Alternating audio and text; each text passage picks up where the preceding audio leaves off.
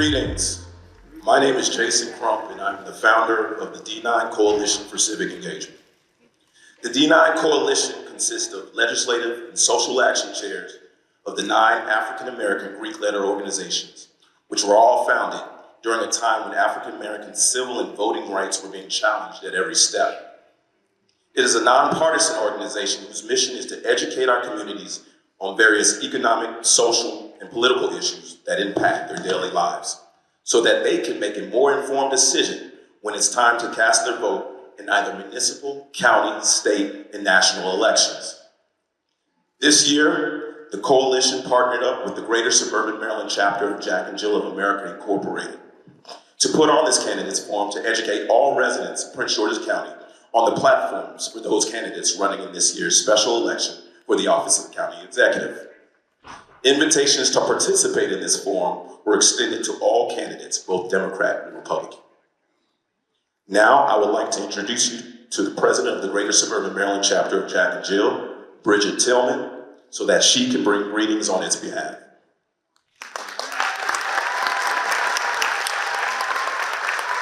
Thank you so very much. Good evening, everyone. My name is Bridget Tillman, and I am the president of the Greater Suburban Maryland chapter of Jack and Jill of America Incorporated. I just want to first thank Bishop Hawkins for allowing us to use your amazing ministry and your amazing staff for this event. And I would like to thank the D9 Coalition for partnering with us, because we all know that elections have consequences. And it is important to hear from each one of these candidates who are running for our county executive position. And I want to say that Jack and Jill's mission is to nurture and develop our future leaders by allowing them to engage in civic activities. So we have our teams who are here present to participate, and I'll ask them to all stand.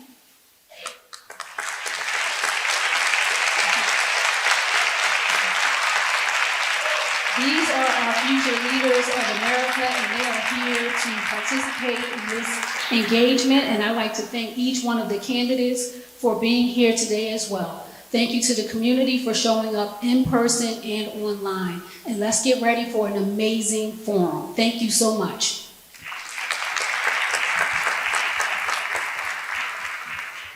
Before we start, since we're in the house of worship, I would like to request the pastor of High Calling Ministries, Bishop George Hawkins, to provide us with a word of prayer.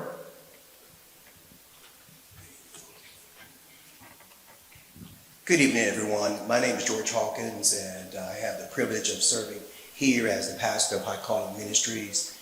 We want to welcome you tonight to this wonderful event. But because you are in the house of the Lord, we want to invite God's presence to be in the midst of us. So I'll invite you to bow your heads this evening as we invoke God's presence. Father, we thank you for once again calling your children to your grace. For in times of need, we know we need an anchor.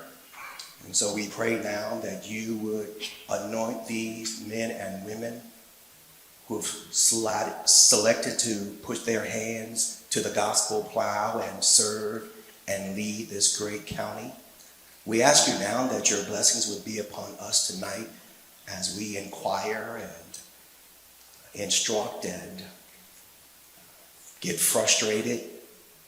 We pray that everything would be done to your glory and to your honor, and that respect and love would rule to the day, and that we would be people who love you and care for one another. Bless our time that we are assembled in your name. In Jesus' name we pray and we thank you. And God's people say together, amen.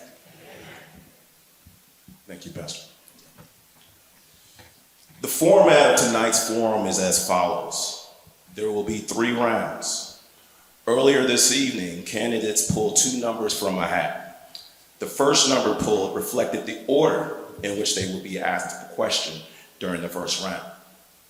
The second number represented the order in which another candidate will be given a chance to respond to the answer provided by the candidate who initially answered the question. That candidate has the option of either providing their own answer to the same question or respond to the answer that was provided by the candidate who initially answered the question. Each question being asked of them will be pulled anonymously from a hat. These questions come directly from members of the public that registered for this event. The candidates have no idea which questions will be asked of them until it is asked. Each candidate will have the opportunity to speak twice during the first round. Both of their answers and response is limited to 2 minutes. The second round of questions will be asked directly to the candidates themselves by team members of Jack and Jill of America. The questions asked, again, directly from the members of the public that registered for the event. However, depending on how we're doing on time, the teams may have a chance to ask additional questions for all the candidates to answer, and the candidates' answers to any question in this round will also be limited to 2 minutes. In the last round, the third round, the candidates will be asked to answer one knowledge-based competency question. This question will test their knowledge in areas such as county structure and authority, budget and fiscal policy, economic development, housing, transportation, and/or infrastructure. Each candidate will have exactly 2 minutes to answer the question. Prior to the start of the third round, an answer sheet for these competency questions will be passed around to members of the audience. Representatives of the candidates will not be provided with the answer sheet. For each round, there will be a digital clock that's in the back that's facing the candidates now.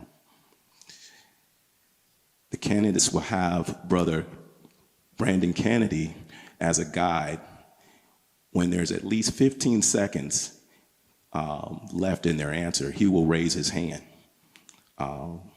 So he will give you the option to either close. However, should any candidate unreasonably surpass their time, their microphones will be muted. As a reminder, this forum is also being streamed live on Facebook. During the third round, a copy of the answer sheet with the appropriate citation of sources will be linked to the D9 Coalition Facebook page so our audience online can review at their leisure.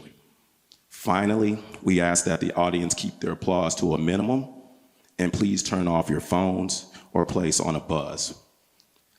We also had reminded the candidates prior to their entrance that during the third round, they should not have their phones present. In that regard, we shall begin.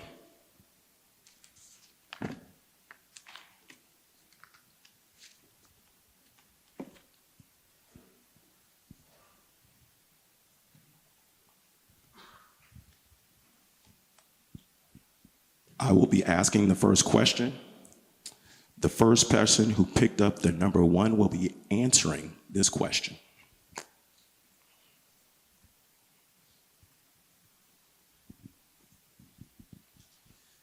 The first person would want to stand up. It is likely that the Washington Commanders football team will return to the District of Columbia as early as the 2028-2029 NFL season. What plan would you implement to make sure the current stadium site does not end up similar to where Landover Mall used to be? Repeat the last part of that question. Let me make sure I understand. Sure. What plan would you implement to make sure the current stadium site does not end up similar to where the Landover Mall used to be? Trying to make sure I answer that question correctly. I'm gonna answer it this way. I believe that we've been developing incorrectly. Think about it. Have you been to the Nat Stadium? Do you see that ecosystem around the Nat Stadium? Business, hustle and bustle. It is time that we build the same way. The Commander Stadium, where it's located, what do you see around it? Basically nothing. So how can we expand business? How can we grow if we're not building properly around structures that bring commerce, that bring people? I don't want to see anything we have a lot of areas in our county that look like where the old mall used to be, the old hospital. We have projects that we've started on that we've stopped, Westphalia. We have to develop better. We're in a deficit because we're not growing. Our economy is contracting. It is time for true growth. It is time for workforce development and economic development. It is time for us to put in place measures that actually help us, where you have condos on the top, urban living. You put on your flip-flops and come downstairs and go to the coffee shop, go to the flower shop, go grocery shopping. No, right now, we have to get in our cars and we have to travel, some of us, 20 minutes just to get to the grocery store. Great restaurants. I know we want better restaurants. We're driving outside of our community to eat and spending our money there. Well, let's keep some of those tax dollars here. Let's bring in more Whole Foods. Let's bring in more good, high-end restaurants. The point is, no, I do not want to. I will put in measures for us to develop much better. Thank you.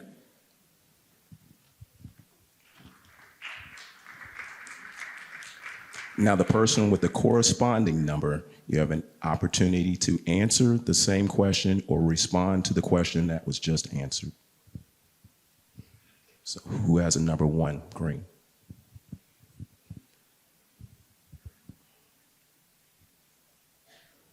Who has a number 1? You look at your card. 1, that's you. It's on you. If you want to sit down, you can. Or you can stand up. It's up to you. I was trying to avoid the question, y'all. This is like Ed Talk.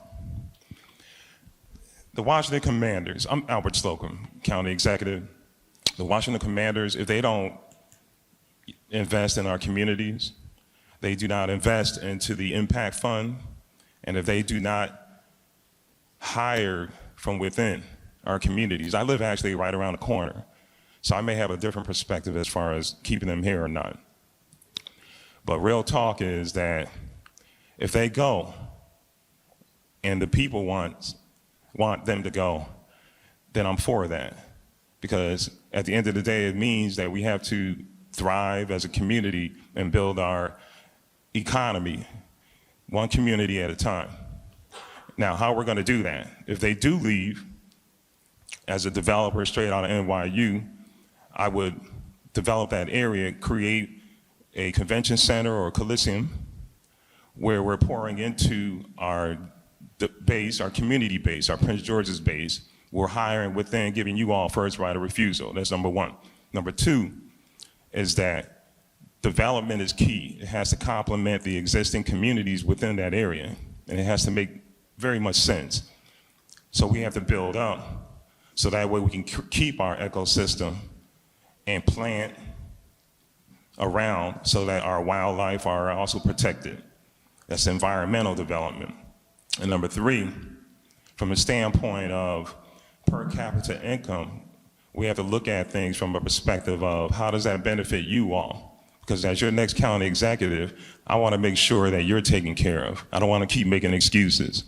So we're going to have to create senior living, which is affordable. I call it economically advantageous housing, with quality, smart living. We have to take care of our home, our housing insecurities, and we have to take care of our businesses. And we have to bring commercial base here, a higher commercial tax base, to foot the bill for everyone here so that our property taxes don't go up, but instead either stays the same or goes down. So as your next county executive, this is what I would do for you. I'm Albert Slocum. Thank you. Thank you. Good evening. And I am Tamara Davis Brown. I'm also a member of the D9 Coalition for Civic Engagement, a member of Alpha Kappa Alpha Sorority Incorporated, the Upsilon Tau Omega chapter, and an associate member of the Greater Suburban Maryland chapter of Jack and Jill of America. For the candidates that have question 2, okay. With many veterans living in the county, as county exec, what 2 initiatives would you implement to improve the performance, focus, and outreach of services to the County Office of Veterans Affairs? And the candidates the viewers asked to please state your name before you answer the question. Thank you. George McDermott. Well, our veterans have sacrificed their lives to go out and defend this nation that we've had. Unfortunately, they've all done it, and they're being trampled on right now. I see Veterans Affairs Administration's laid off at least 1,000 people yesterday. They're planning to lay off many more.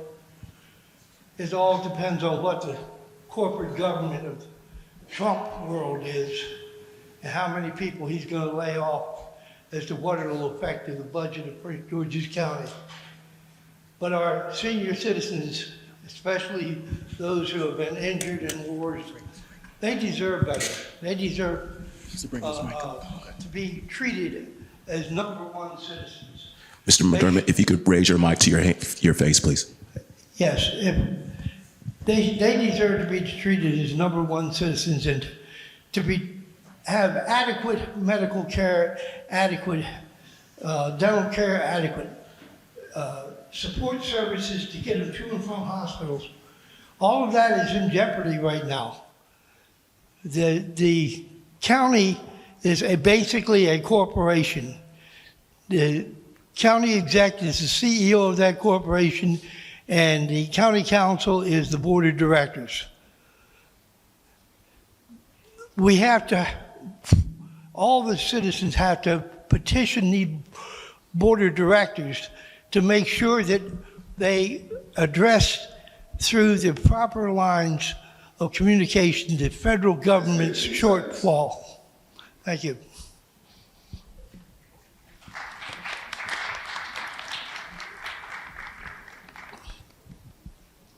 Question 2. Thank you, everyone. I'm Aisha Brayboy, and I'm also a candidate for county executive and a proud member of Sigma Gamma Rho Sorority Incorporated. Thank you. And it's an honor actually to be here with all of the members of the Divine Nine, Jack and Jill, and especially the young people who are here today. But to answer that particular question, there's 3 things I would absolutely do. Number 1, we need to ensure that our veterans are not unhoused. We have a large number of veterans and other people too who don't have housing in our county, and so we have to do a much better job to address the issue of housing for our veterans. The second thing is that many of our veterans are suffering from post-traumatic stress disorder and other mental illness. And we don't have here in our county a long-term mental health treatment facility. And while we may not be able to fiscally manage that today, our goal, and certainly the goal of my administration, will be to build a long-term mental health treatment facility where people who are good people but are dealing with the stressors of life have a place to go so that they can be safe. And thirdly, our veterans, many of them are business owners or would like to be entrepreneurs. And so providing real contracting opportunities for our veterans through our county government procurement process is another measure that I would take to ensure the inclusiveness of our veterans in our county government. Thank you.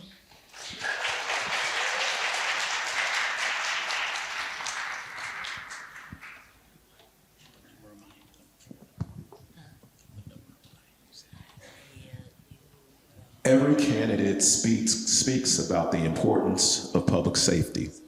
However, in the last 6 months, our county saw a fire in an EMS department that was so understaffed that career personnel were pulled from the communities they serve and redistributed, leaving fire stations empty or severely understaffed. As county executive, What is your plan for supporting both our career and volunteer firefighters? And how would you have proposed staffing our fire and EMS so this does not happen again? This was proposed by the coalition to support Prince George's County Fire and EMS.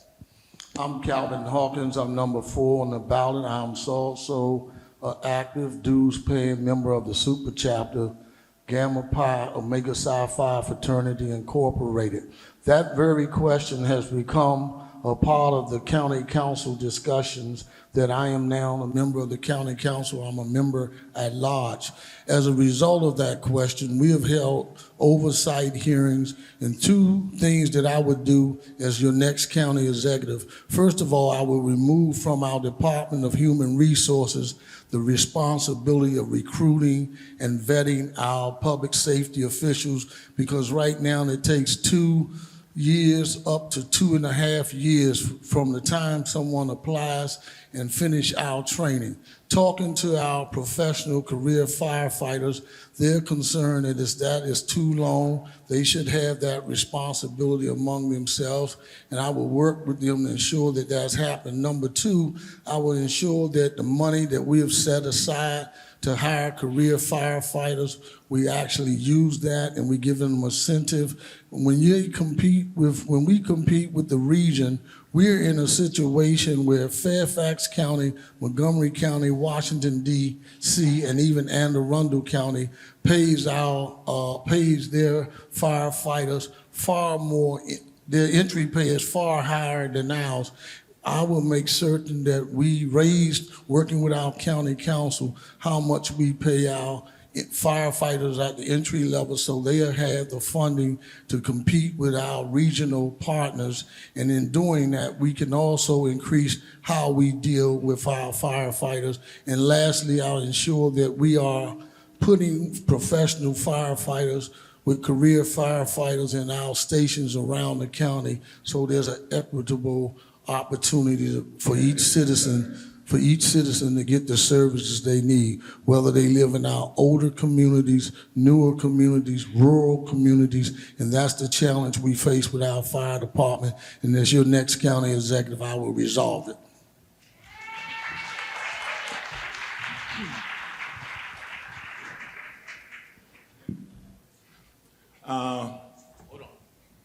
Didn't you answer a question before? Oh, sorry about that. Not so much rebutting. I enjoyed Calvin Hawkins' his answer. I just want to expound on it. You're welcome. It is time that we get more people into the pipeline. In every sector, we have a deficit. Nursing, HVAC, you name it, cybersecurity, we have deficits. Now, our first responders are very important, and we have to take care of them. And I like what Calvin said about upgrading the pay. But we have to grow. We have to expand. And so my plan gets to that matter. It is time that we bring true workforce and economic development. It is time to put more young people into this pipeline. We're waiting until they're in high school, and that's way too late. I've been saying it, and I'll say it again. It is time for us to allow 6th graders to start getting certification and certifications along with apprenticeships. It is time for us to allow our small businesses to come to education like we bring them for sports, K through 12. If you understand what I'm saying, by the time that young person gets into 9th and 10th grade, they have a few certifications. And now they can start working part-time in 10th grade, getting experience. The whole point of this time for us to ramp up. Now, this program is not just for K through 12, it is also for adults. Certification education is an education behemoth that we now need to bring forward and get a lot of our adults and returning citizens into good paying jobs. Thank you.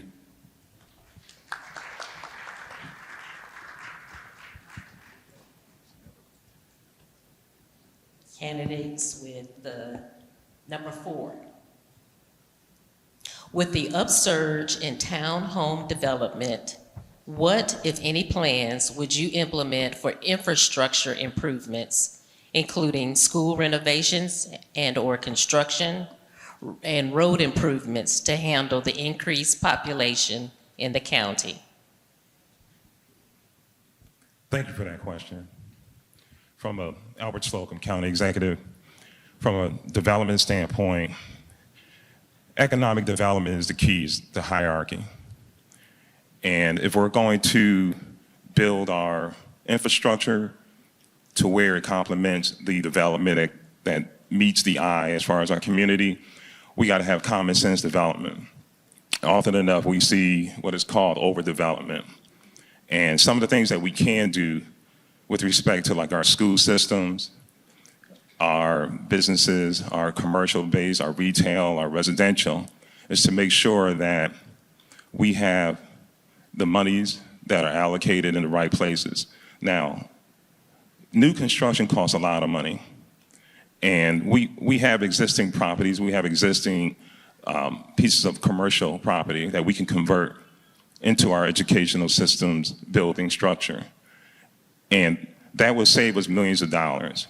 So that's number one. We want to make sure that we're doing something that's smart. Number two is that we need to hire from within our communities. There are a lot of individuals who have technical, vocational background that can actually do the work. And their labor, our workforce development, can add value because they're getting paid high dollars and they can recirculate that into our communities. The infrastructure, again, has to complement, and that's very key, it has to complement what we have going on. So we need to basically follow a blueprint that means that's meaningful to our communities where we have, proper utility, proper water structure. We have proper transportation for all people, even people with disabilities and seniors. So we have to make sense out of all this here. We cannot allow for-profit corporations to take advantage of us. Thank you.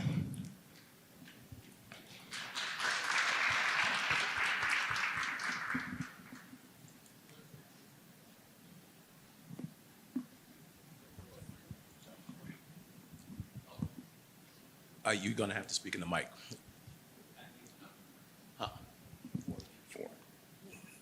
Baker needs the numbers. Another number? Okay. Dina Smith? Okay, you're actually 9 for the first round. Okay.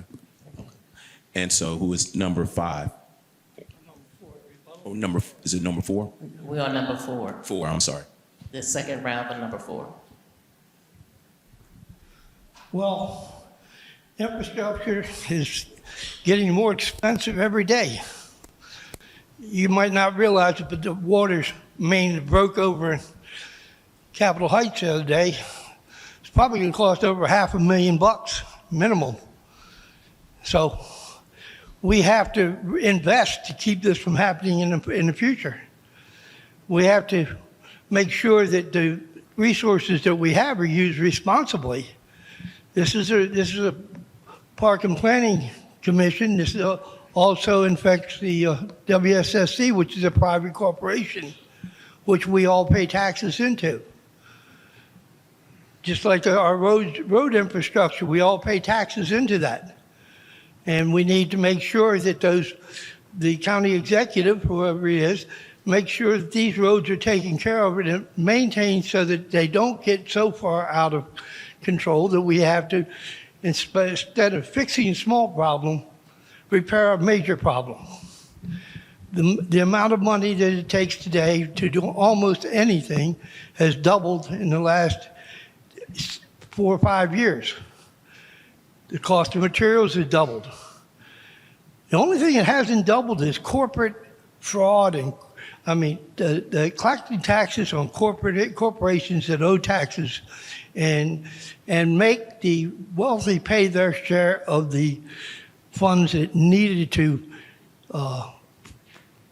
keep this infrastructure proper. We need responsible leadership, and 15 seconds. Everybody in this room has a duty to make sure that the CEO, when he's elected or she's elected, that they have a plan in place to address this actions. Thank you.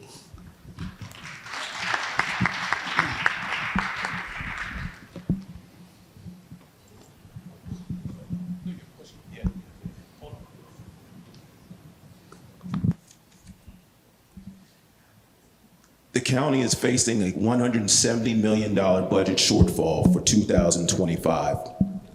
Last year, the council passed a $5.5 billion budget that has increased county funding for public safety, education, and economic development. Over 62% of their budget is allocated to education. Do you agree with this allocation? And if so, how do you foresee maintaining this allocation given the lack of revenue that the county can anticipate on not receiving over the upcoming years? Hello, everybody. Can you all hear me? My name is Alonzo Washington. I'm a state senator and now candidate for county executive. Before this, I was a state delegate for over a decade.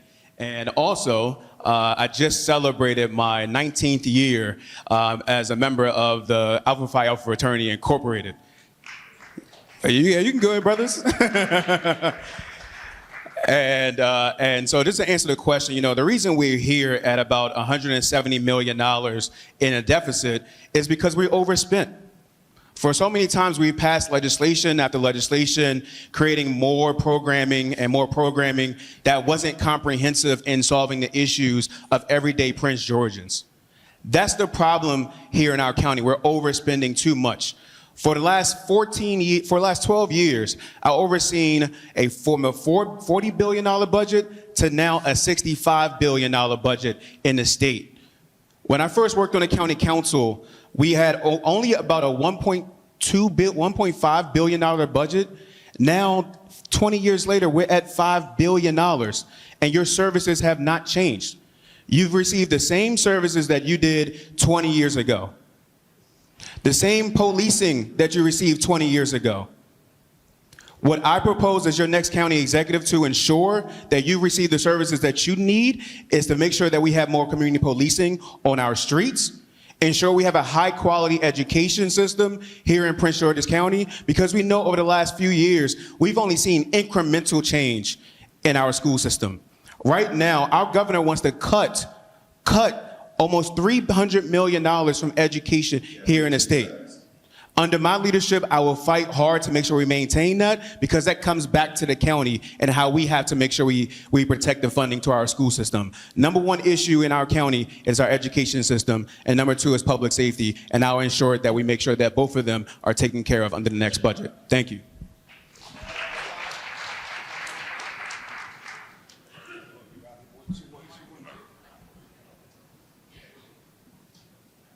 One, two. Hello, everybody. My name is Ron Hunt. I know a lot of you out there, and it's good to see you all. As you know, I own 7 nightclubs in the District of Columbia, and I was the youngest club owner. I worked a lot with the community. I did a lot of things back in the days, and I have more experience than everybody up here. That's a fact. Now, here's what I got to say about that 170. It's not 170. It's 200. Now, isn't it funny how everybody's coming up here? We need to do this, and we have to do that. Here goes facts. Stop spending money. We have 4,500 buildings. Does anybody here know what 4,500 is? 4,500 buildings that already has the infrastructure in it. That means heat, electric, and water. We make them brand new for a fraction of the price. We'll get money. We'll get paid. Don't you understand? The more you build, the more the taxes go up. The more we fix, refurbish, and make brand new, we win. I know how to make money. As a lot of you know, I've made a lot of money. And look at how I dress. That's how I keep my money. Now, whatever you want to say, you can say about Ron Hunt, but Ron Hunt has been a success, and I've never been less than #1 in the history of me being in Washington, D.C. Whether it was a disc jockey back in the 80s, whether it was a #1 club owner, and right now, I own a ferry boat business in St. Martin. I also own a company in India, and I have a company right here. I feel so good about myself. So now, I'm not cracking any jokes, because I'm tired of hearing these politicians get up here lying to you. You know what's so bad about this? Here's what they do. I'm gonna lower your property tax. Liar. I'm gonna lower your property tax. Liar. You got 15 seconds. I know what I thought I got 58 seconds left. Now don't look at that. Why? Because I said something. You wasting time right now. Why? Okay, I have 52 seconds. All I'm trying to say to you is, I'm telling the truth. At some point, you have to realize what's happening here. Wait a minute, I don't get 2 minutes? Why don't I get 2 minutes? Explain that to me. You already had 2 minutes, and that's the final word right there. Move on. You saw what I saw. Okay, no problem. The truth. Much love for y'all. The truth. You saw that? Did you see that? You saw that. Before we go to the next question, if you have an empty seat next to you or a coat that's sitting next to your seat, please raise your hand so that people that want to be seated can find empty seats. There are also some seats behind both of the moderator section, both of the moderator sections behind me and behind Mr. Crump. Take this time to find the extra seats. And before you go and ask a question, Ms. Brown, I do want to just make sure that the timekeeper is straight, because I did see that he did have more time, and so we got to make. Just for clarification, the time did not go off in time. Oh, okay, but just in all fairness, just give a signal or have somebody let me know, because we want to treat everybody equally. So I do apologize. Okay. All right. Go ahead.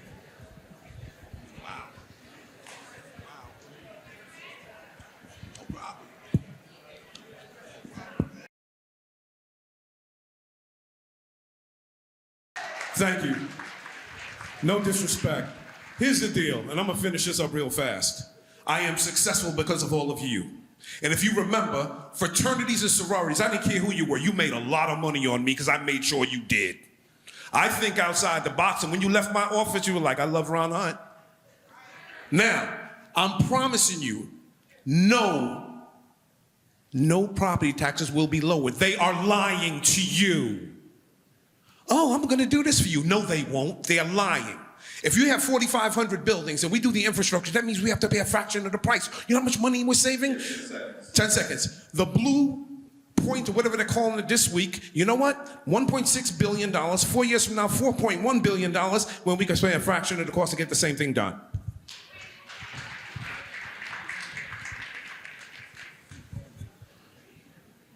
Five, the candidates that selected number 5.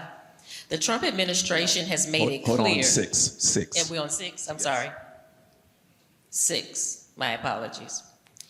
The Trump administration has made it clear that it intends to eliminate thousands of federal jobs. Many of those jobs are held by residents of Prince George's County. What is your plan to mitigate the impact of such potential job losses could have on the county, its local economy, housing foreclosure, etc.? And how would you implement that plan? Again, what is your plan to mitigate the impact of potential job losses could have on the county, its local economy, housing foreclosure, and how would you implement that plan?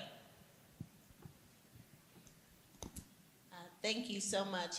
That is such an important question, and one that I have absolutely explored a response to, because I held a town hall just a couple of weeks ago on this very issue. I started my career as a federal government employee. I worked for the Federal Communications Commission after law school. And my story is not a unique story. In fact, it's the story of over 30,000 Prince Georgians, not to mention the thousands of federal government contractors, as well as those who receive grants right here in this county. So we have to lead on this issue with compassion and competency. So one of the first things that I'm going to do is work with our state legislature, which is now considering a bill that would provide for emergency assistance for those who are for federal government employees who are impacted by these job losses. In addition to that, as the county executive, I would use our Employ Prince George's, which is our workforce development arm, to help reposition individuals who are impacted into the job market, whether it's at state or local government, because we certainly would love to employ Prince Georgians here in Prince George's County, or in the private sector, helping them to retool, complete their resumes and update them, and ensure that they are competitive. The other thing we can do as government is expand contracting opportunities to the people of Prince George's County. And I have said that it is good business to do business with the people here in Prince George's County. So many of our federal contractors can't get a job or a business here in the county. When I am the county executive, that will come to an end. Thank you.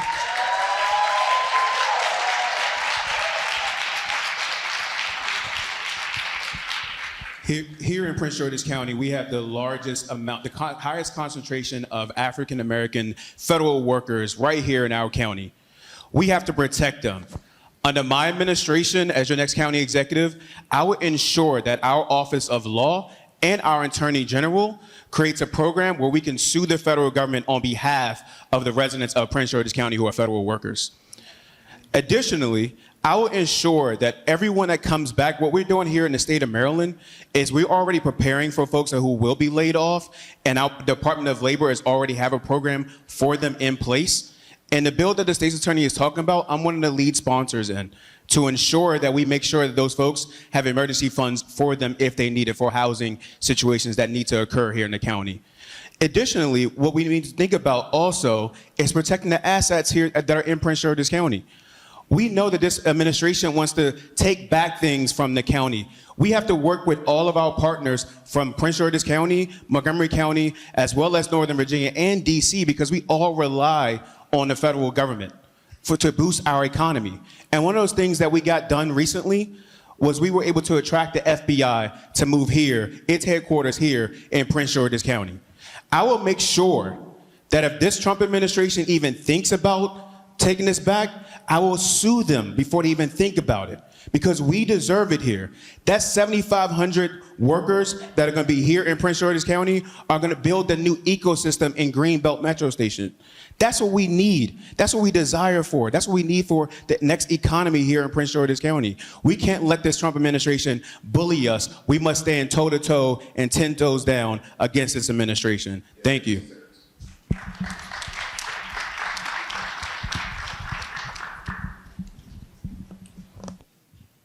Property taxes have always been a thorn in the side of Prince George's County homeowners.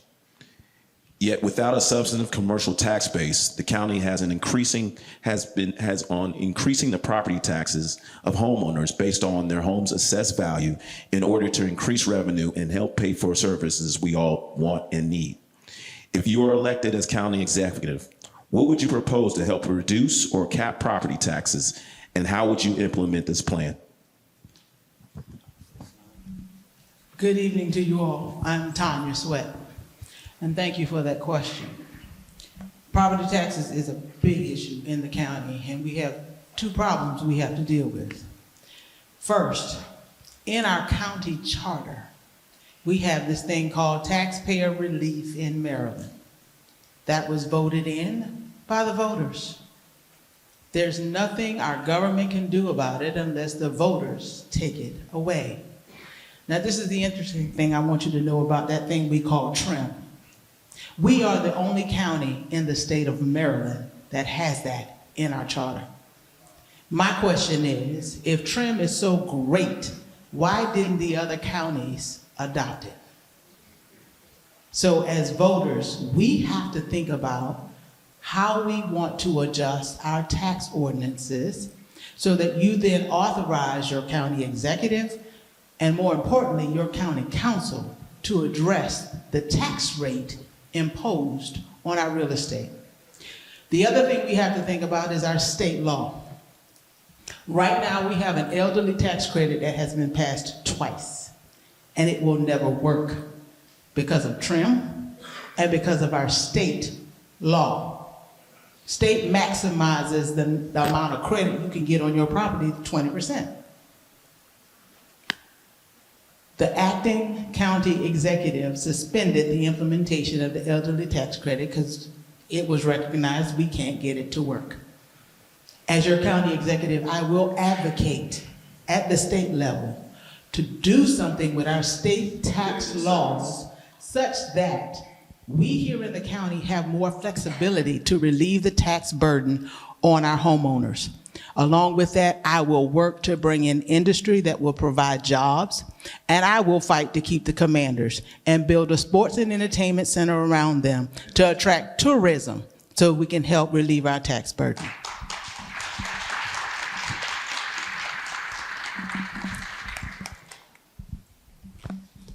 The next question. Hold on, somebody has to respond. 7? Oh, I'm sorry. Could you repeat that question, please? Yes. Property taxes have always been a thorn in the side of Prince George's County homeowners. Yet without a substantive commercial tax base, the county has been increasing the property taxes of homeowners based on their home's assessed value in order to increase revenue and help pay for the services we all want and need. If you're elected as county executive, what would you do? What would you propose to help reduce or cap property taxes, and how would you implement this plan? As your next county executive, I will work with our county council and our state officials. One, we can't raise the property tax because of what Ms. Sweat said. We have something called trim, and that's not the way we build in our county. Right now, as you all may know, 70% of our revenue comes from our residential property tax base. 30% comes from our commercial base. We can't keep building our county government off the backs of our residents. And if we understand that and we work, one thing I will do, I will ensure that not only we find new tax bases. Right now, as a county council member, we are working to see how we expand our commercial tax base, whether it's bringing in some of the areas, artificial intelligence companies, and many of you don't want to hear it. And some of we've put zoning in place in some of the rural areas so that we can do data centers to help with our economy. Not in your backyard, but in places that they could really be constructed without having not in my backyard challenges. But whatever we do as your next county executive, I will ensure that you all are involved, not only involved, but I will be transparent in how we approach expanding our commercial tax base. That's one of the challenges in Prince George's County. We do things, and most of you find out about it after we have it probably 4 to 5 steps in the process of completion, and we will change that in Prince George's County. Having worked for the last 6 years as a council member, I will ensure that what I've learned over these last 6 years, we use it as your next county executive to build the kind of Prince George's County that all of you could be proud of.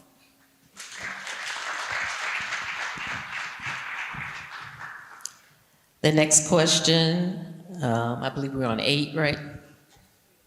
As county executive, what 2 specific initiatives would you implement to improve public safety while addressing the underlying socio-economic factors and police misconduct? All right. And, I'm sorry, I'm not finished.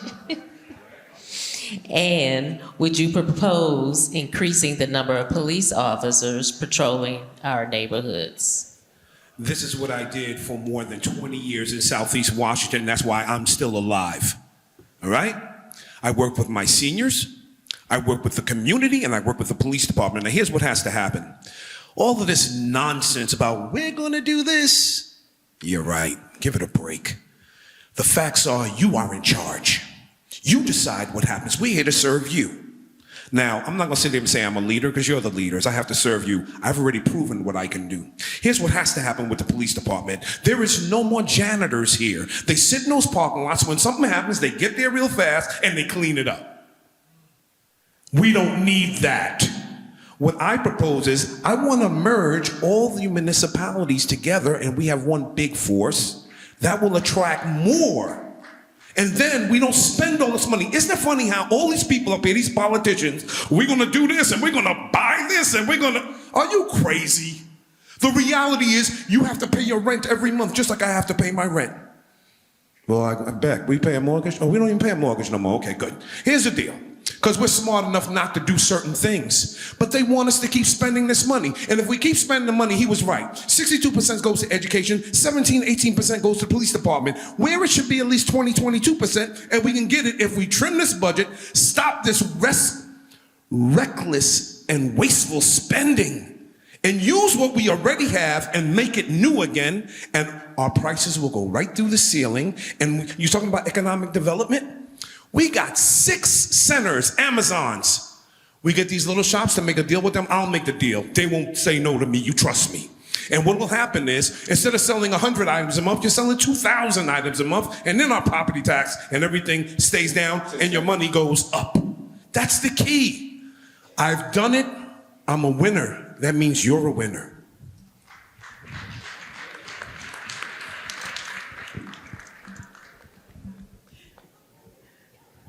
Again, I'm Tanya Sweat. 2 initiatives to improve public safety. Public safety is, in my mind, 2 things. It's our police department and it's our fire service. So let's talk first about the police department.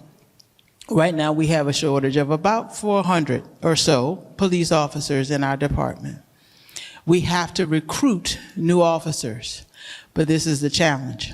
85% of our current staff don't live in the county. We've got to prepare us because no one can police us better than us. We have to prepare our young people and encourage them despite the culture post George Floyd, post all of the police brutality. We've got to encourage our young people to want to serve again in law enforcement.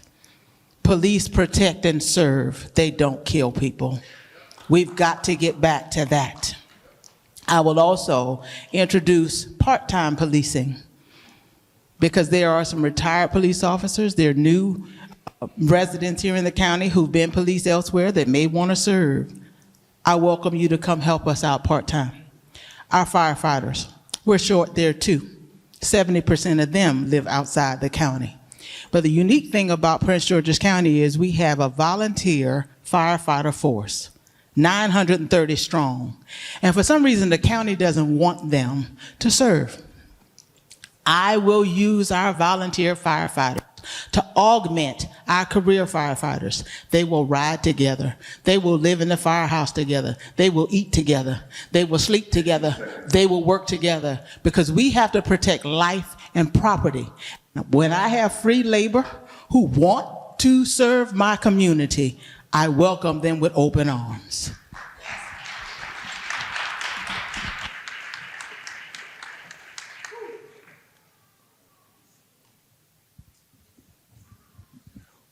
Rushern Baker, you get the last question. However, you because you came late, if we couldn't do the number system the same way, we would have to spend time trying to reorganize who got the numbers. So I'm going to give you 3 minutes to answer this question. Okay, there's no one who can respond to you, but actually no, I'm going to give you 2 minutes to answer the question. Honestly, so I apologize, but that's just the way it's going to have to be. Okay. All right. The blueprint for Maryland's future became law in 2021 to improve public education in Maryland. Jack and Jill of America and the National Panhellenic organizations believe that early childhood education plays a vital role in children's development. What will you do as county executive to uphold provisions of the blueprint that call for adequate funding of pre-K for lower income children and overall improvement of the quality of education in the county? And secondly, is throwing money to fix issues in our school system the best solution?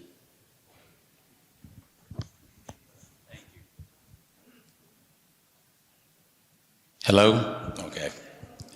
Thank you, and thank you for letting me answer that question. I will turn into a popsicle over here. It's cold. Rushern Baker, Omega Psi Phi Fraternity Incorporated, number 7 on my line, Alpha Chapter. Good to be here. Before I get to the question, let me just say this. It's been very entertaining to watch this and watch the questions being answered. And I probably would laugh if we weren't in a serious situation in this country, in this county, in this state right now. The question is about education and whether we fund the blueprint, something that we've talked about as a state, as a county, and as a nation for over 20 years. We finally get to a point that we actually passed the blueprint with money, but we didn't allocate enough money for it. And so now that we're in a crisis and we haven't prepared, what we want to have a conversation about is whether in fact we should fund public education. In case we don't know, which I know we all do know, public education is really about Black and brown people. Those are the folks who are in our public schools. So the thought that we would actually shortchange them because we did not prepare is wrong. As county executive, what I would do is this: fund education first. Fund it to the tune that we need to. Fund public safety first, and then decide what we're going to do with the rest. And the way that we do that is something we should have been doing for the last 6 years. And that is increasing our commercial tax base like I did when I was county executive. We have places that we can build around this county. We have these metro stops that we still haven't developed around. We can do mixed-use development and bring in businesses. We had a chance to get Amazon. Thank you.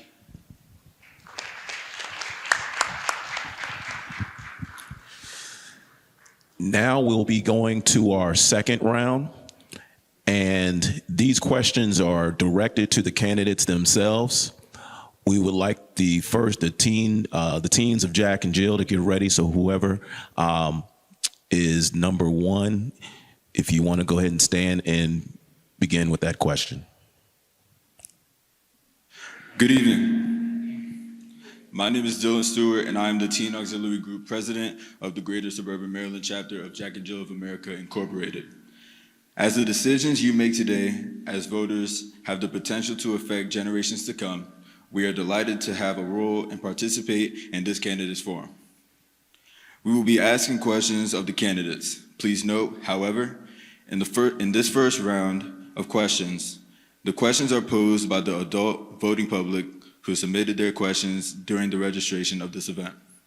My fellow teens and I are simply asking the questions posed by the public and are not the authors of these questions.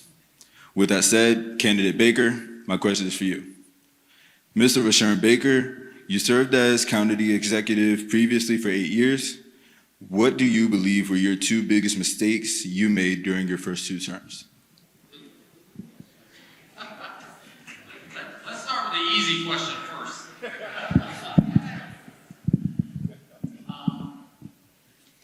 I think the 2 biggest mistakes that I made as county executive had to do with How to actually be county executive.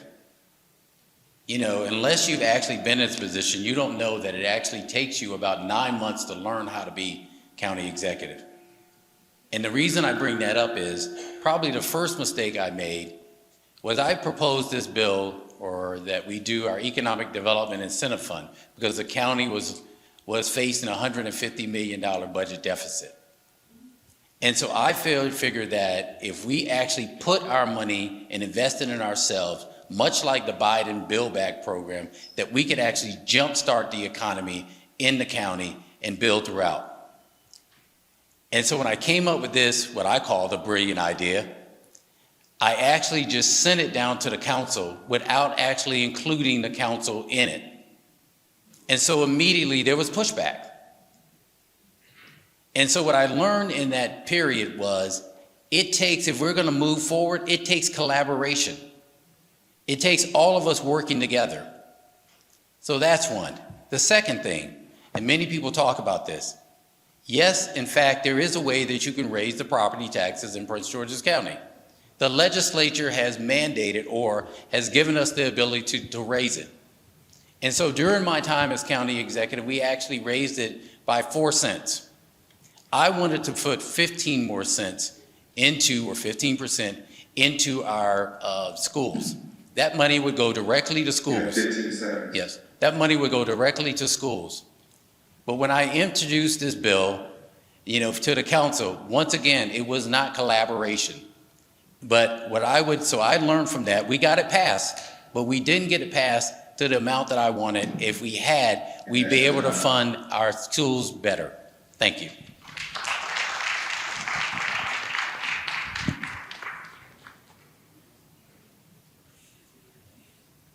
Oh. Good evening, candidates. My name is Sydney Castellan. I am the Sergeant at Arms for the Teen Auxiliary Group for the Greater Suburban Maryland chapter of Jack and Jill Incorporated. Candidate Braveboy, my question is for you. The county saw a rash of carjackings by juveniles and juvenile delinquencies in your current position as state attorney, as county executive, what will you do to improve the safety of the county and our schools, and how delinquent juveniles be brought to justice? That's a wonderful question. And let me just share with you that crime is down in Prince George's County. During the pandemic, which many of you experienced as younger children, we saw an increase of crime everywhere across this country. The impacts of the pandemic did not exclude anyone, including Prince George's County. But guess what we did? We said, we got to step up to the challenge. We saw an increase in carjackings, and my office put forth a carjacking task force, which included county police, state police, our municipal police departments. Many of those chiefs are here tonight supporting me, because what they saw was an effort, a strategy, and results. Today, as we stand, carjacking is down over 59% in Prince George's County. You probably haven't even heard about a carjacking incident recently. We have done a great job of addressing this issue holistically through arrests, prosecutions, sentences that were appropriate. We've gotten up to 20 years for individuals who've committed carjackings, and we're not done yet, because one carjacking is too many. But we have worked together. We've unified our efforts as law enforcement along with the community to make a difference. And with respect to your schools are sacred places. And what we have to do is, of course, what we have to do is to be transparent. Sometimes our schools don't report crimes to us. We can't be afraid of the truth, because our children deserve to be educated in safe places. Thank you so much for your question. Thank you.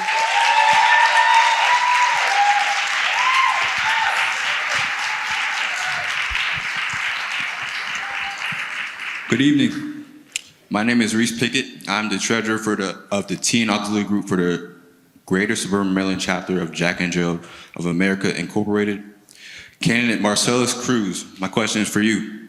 How would you bring your experience as a business owner to attract, manage, and maintain affordable housing to PGCTV, to Prince George's County that does not involve cookie-cutter townhomes in areas of the county whose infrastructures does not support it?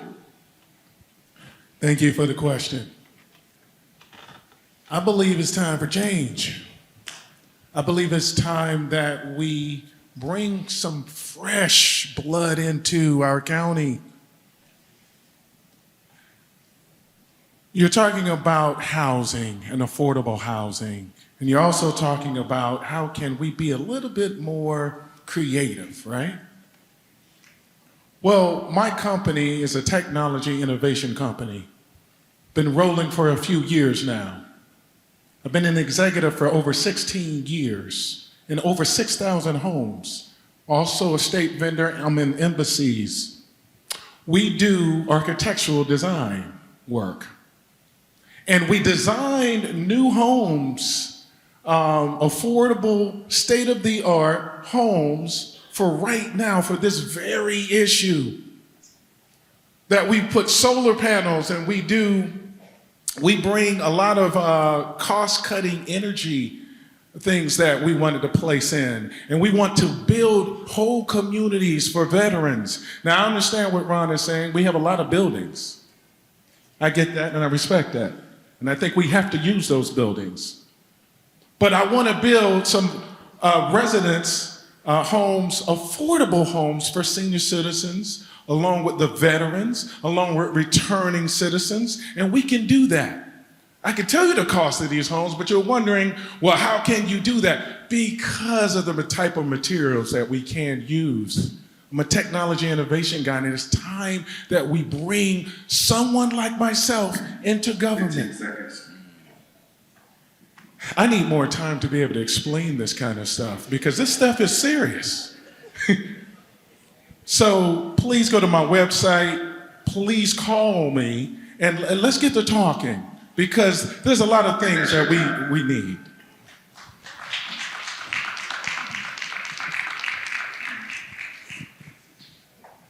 Good afternoon. My name is Gabrielle Clavel, and I serve as the Teen Corresponding Secretary for the Greater Suburban Maryland Chapter of Jack and Jill America Incorporated.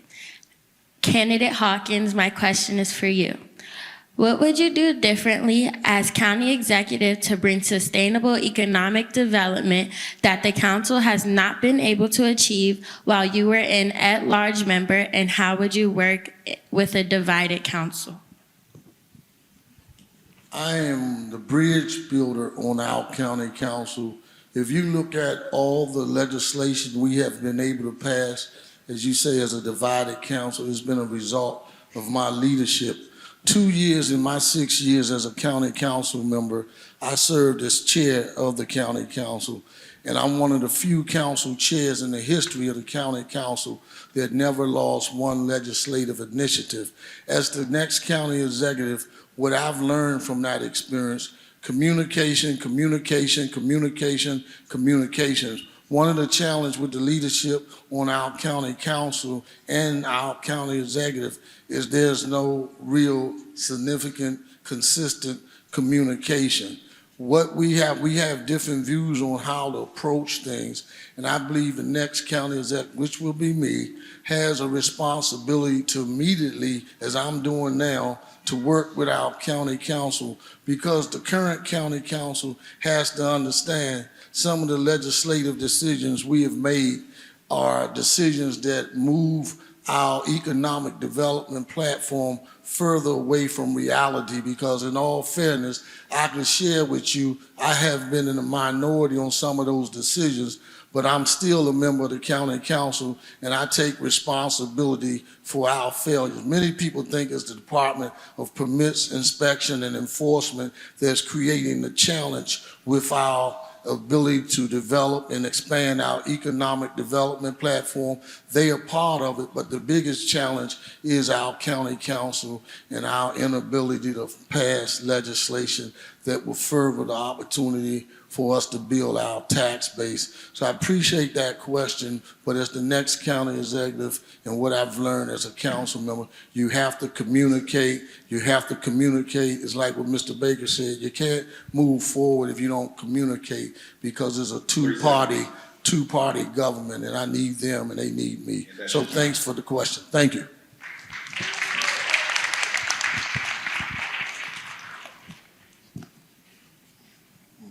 Good evening.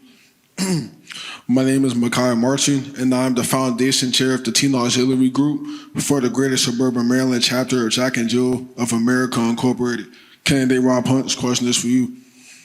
What unique business experience do you bring to the county executive position to address public safety in our public schools? One, two. You're not going to believe this. I got letters today from a bunch of teachers because they heard what I said on the radio. I said, if you assault a teacher, I'm going to put your behind in jail. That means you're going to you're going to spend the night in jail, and your parents can pick you up in the morning.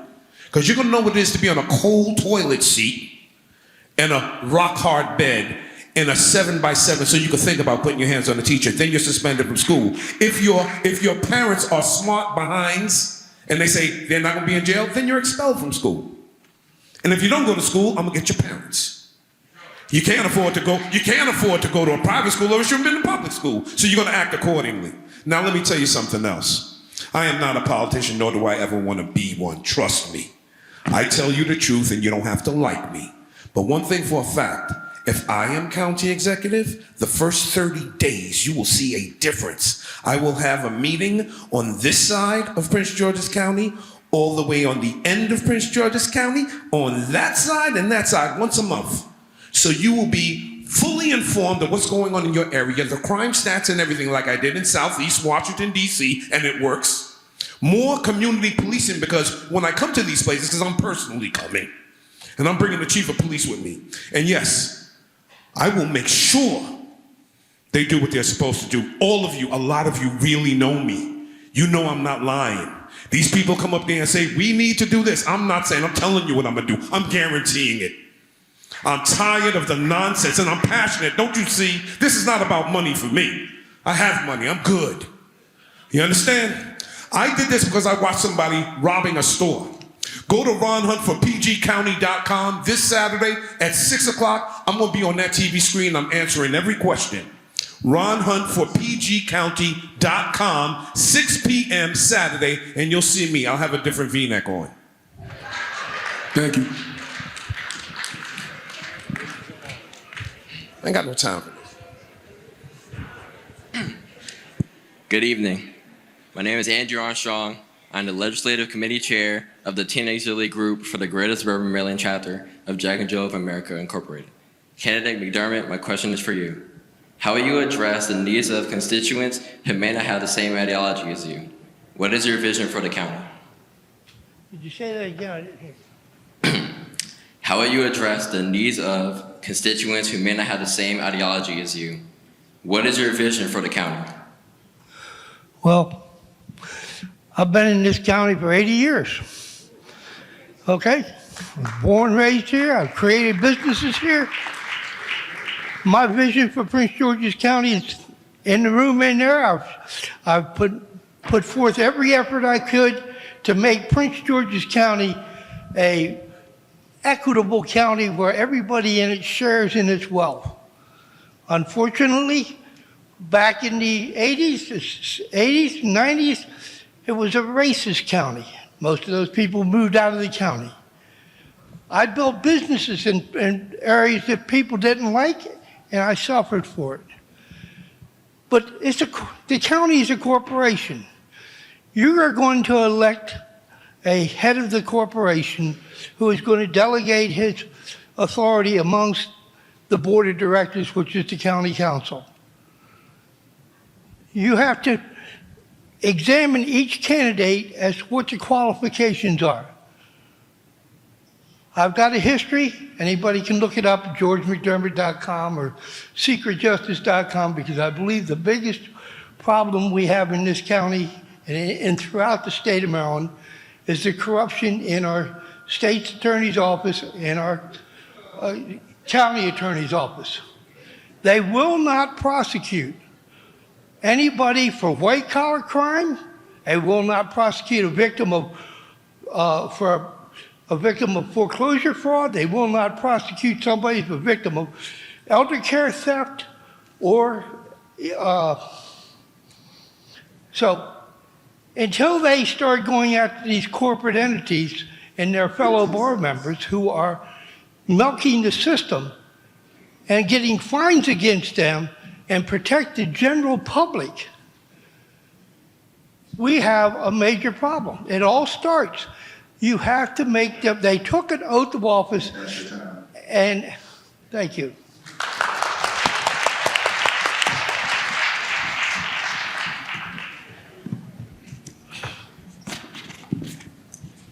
Good evening.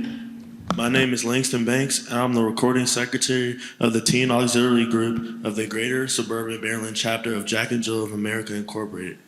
Candidate Slocum, my question is for you. Do you believe that the county's property tax rate should be raised, lowered, or remain the same? What would you do as county executive to raise revenue for services in the county, given that so many of its revenue sources will be impacted by the lack of foreseeable federal funding, reduction in home sales, and rising inflation? Great question, great question. I'm Albert Slocum, running for county executive. I want to give a shout out to my illustrious Noops brothers, Kappa Alpha Psi Fraternity Incorporated. Yo, yo. All right. Pretty much revenue based, and what does that look like and how we're going to do it. We need to be creative in the county. Number one is we need to keep the jobs here. Many people are living here, but they don't work here. And many people in the government now are working somewhere, well, live somewhere else and work here. So we need to flip-flop that. That's going to create more revenue as far as income tax. That's number one. Number two is we need to be creative. The county does not have a base where we can have our own services and products and generate revenue. And I compare that to the United States Patent and Trade Office, where they make millions of dollars. We can do that as a county. We're not doing it. Instead, we're buying everybody else's stuff. So we need to be able to focus on things like that. For example, we're buying everybody else's clothes, buying everyone else's technology. Amazon is here. We can be doing things on our own as far as having our own, parcel services. Okay, we're depending on Amazon. They have like 3 different regional locations in the county, as we know. And they're not even paying enough. They're paying just barely the minimum wage at times. And people are overworked. So that's number 2. We need to have our own thing. Number 3 is we need to come together as far as our local business base. And we need to support our local business base by taking our budget and being smart with it and properly managing it, where we're reallocating it in areas that count, like social services, like better development, and for local businesses so they can thrive by funding them and providing HRD services. As your next county executive, that's what I will do. Thank you.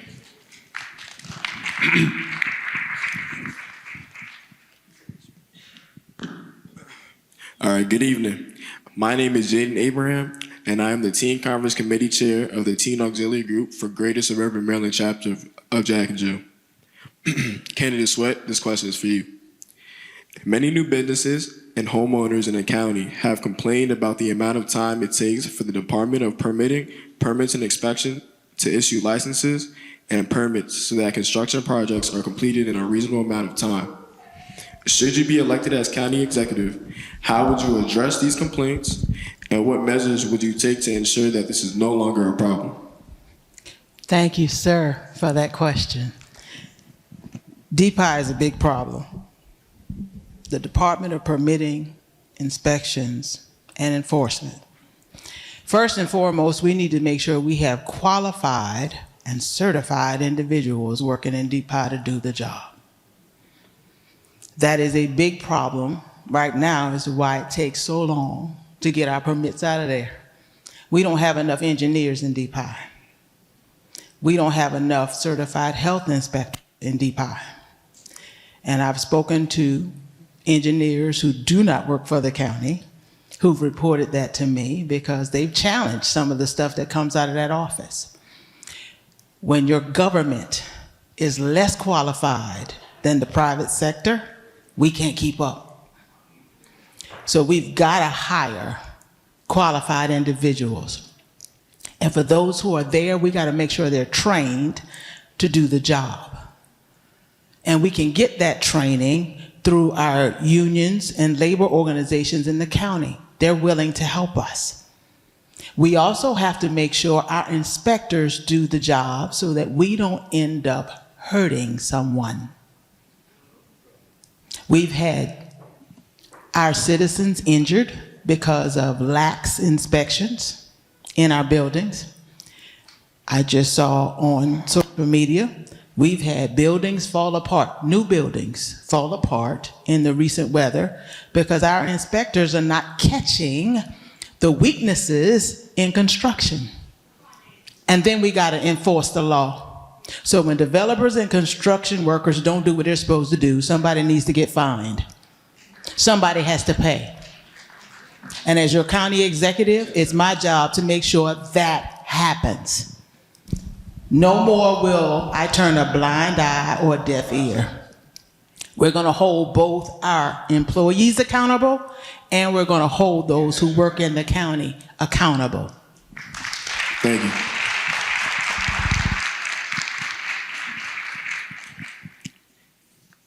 Good evening. My name is Mikkel Hines. I am the Community Service Committee Chair of the Teen Auxiliary Group of Greater Suburban Maryland of Jack and Jill America. Candidate Washington, my question is for you. What is your strategy to eliminate food desert in the county along with attracting fine dining restaurants and high-end realtor development for the county? Thank you for the question. I was hoping the last question was for me. I've been talking about DPI for a long time and how we need to reform DPI. And that's part of the question, actually. So I'm glad you asked it because, you know, in my district in Hyattsville, we've seen... Hello? Can you guys hear me? We've seen the largest growth, economic growth and activity in our county over the last in our area over the last decade. And that's not because of DPI moving permitting quicker. We have restaurants there that everybody needs to have around the county. We have the first Whole Foods in my district in the county. I know what it takes to build real economic development and high-end development here in the county. One of my constituents told me that she was going to use her life savings to build a new restaurant here in Prince George's County. But instead, she went through the DPI process and the permitting process, and she was held up for almost, there we go, thank you. She was held up for almost a year. And then she's paused and moved to Montgomery County and opened up a business. It took her 3 months to go through the permitting process. We can no longer allow business to leave Prince George's County of investors that want to invest here in the county. We have to make it easier for small businesses. We got to remove the red tape from them. We got to break up the bureaucracy that is DPI. Under my leadership, there won't be a hole left in the ground for the commanders when the commanders leave. We're going to properly plan that development to make sure it's economic development, it's a mixed-use economic development activity in that area. We have so much at stake here in the county right now, which is why I'm running. We're resource rich, but strategy poor. Under my leadership, I will ensure that we have technology jobs that are here. In Prince George's County, we have 6,000 jobs right now in the county that are available. But our students that graduate from our high schools are not prepared for those jobs. I want to make sure that we build economic activity around our economic centers because it's important, and we got to do that by supporting small businesses through workforce development as well. Thank you for the questions, young man. Mr. Crump, I think we have a little bit more time to ask all of the candidates 2 questions that the teens did come up with themselves. As they told you in their introduction, all of the questions have come from you, the audience, when you registered. So at this time, we're going to ask the teens that have asked questions that are responsible for round 3 to start to distribute those question and answers. Only 2, and listen closely. If you have on a candidate's t-shirt, you're working with the candidate's campaign, please do not take the question and answers that the teens are about to pass out. At this point, I'm going to ask, is it Ellis, to come forward? And the question he's going to ask is for all of the candidates. And before, we want to just remind the candidates to, if you do have a cell phone, please put it away just for this round. This is the last round. Thank you. So we'll start with Mr. Baker first, and we'll go in alphabetical order, but all of you are answering the same question at this time. Good evening. My name is Ellis King. I am the Tellers Committee Chair of the Teen Auxiliary Group of Jack and Jill, Greater Suburban Maryland Chapter. My question is, what is your plan to provide safe spaces for teens to participate in social, recreational, and cultural activities? Thank you. It's a great question. There are a couple of ways I think we should provide that safe space. One, we should be safe throughout the county, any place you go to. not just have a safe space. The county needs to be safe itself. So whether you're at National Harbor or whether you're in Park and Planning or any of those places, we need to make sure that they're safe. We're driving through the county. And so that's the first thing. The second thing is there are activities that we want to make sure that we do for our young people. Supporting our girls and boys clubs, supporting programs through Park and Planning, and supporting programs that are in our cities and in our towns throughout. So we want to support that. The additional thing that I want to do as county executive, and that we've done this in the past, is expand our summer youth employment program. So it's not just about bringing kids in during the summer, it's actually out through the year.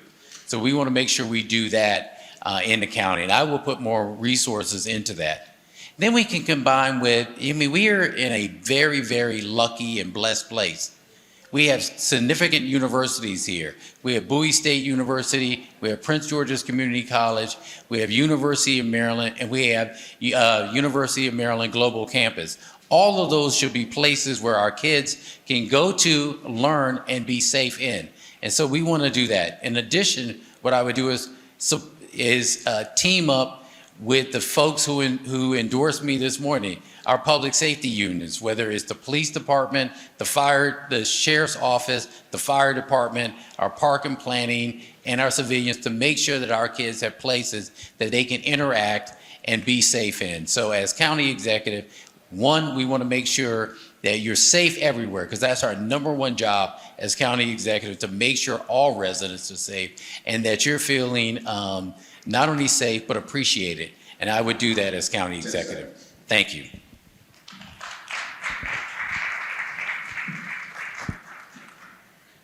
What's your name again? Ellis. Ellis? Yes. Ellis, the first thing I would do as county executive is ask for you to be on my youth advisory board. You know, the reality is we have a lot of activities for young people through Park and Planning, but guess what?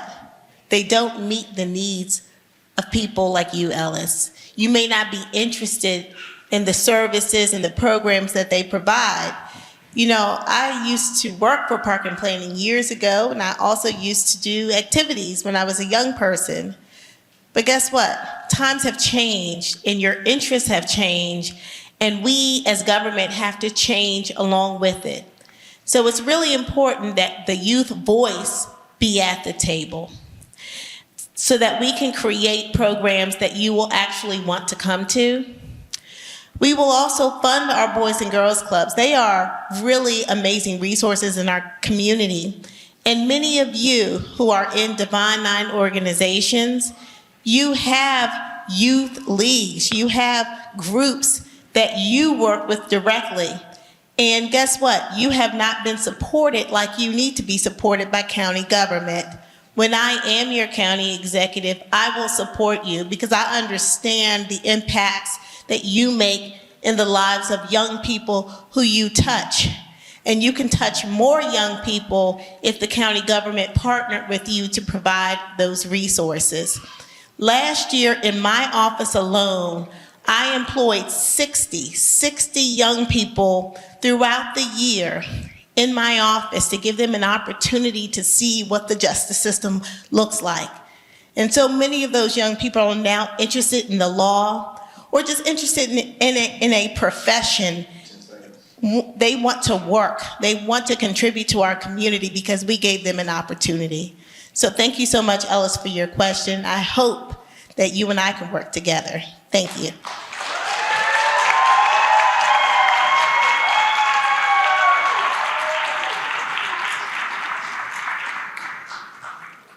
Alice, thank you for that question. And to all the young people, thank you for being here tonight. It means a lot to someone like me.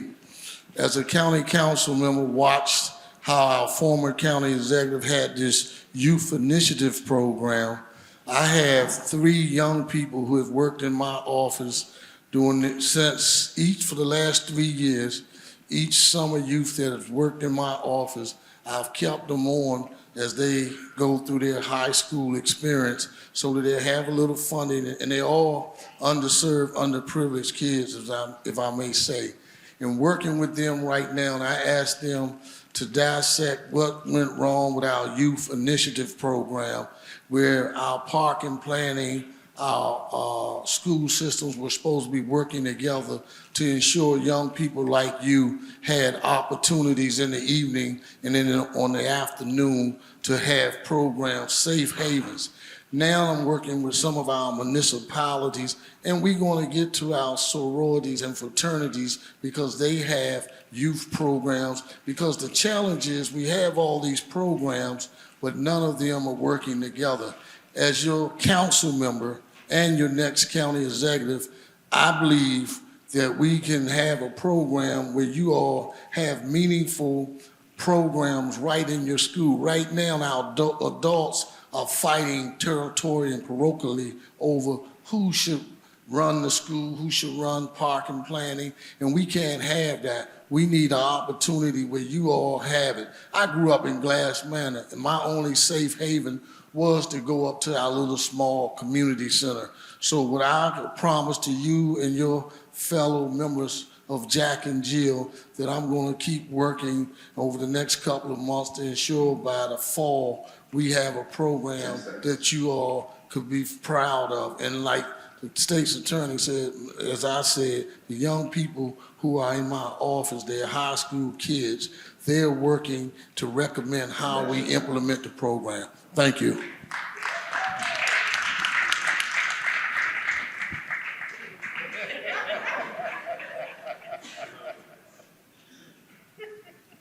One, two, I love it.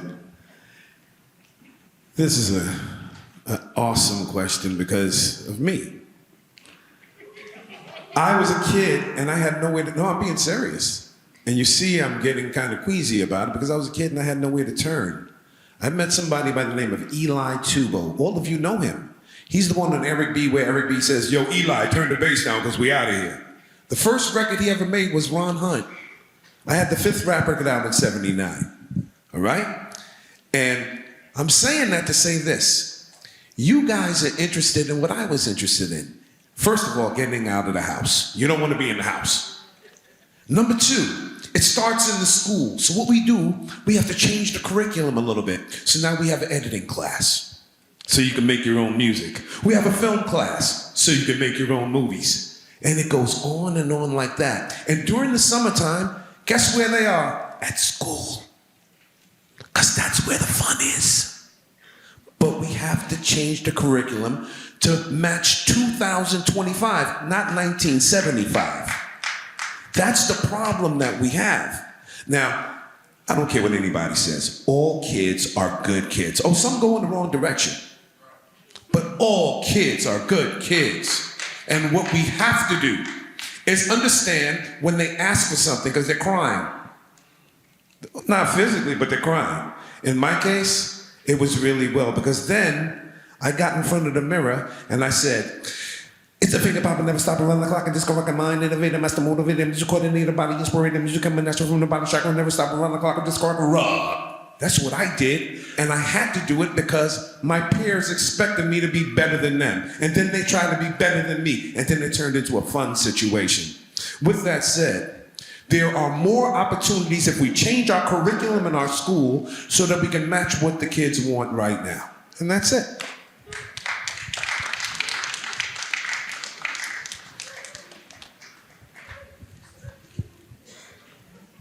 Well, I feel sorry for the kids, children of today. You realize that I was almost 12 years old before I realized that there were locks on houses? I lived in some of the best slums on the East Coast. Okay? You have to go through a life cycle. You have to, even then, I knew that you had to follow the law. That was instilled in everybody. That's gone today.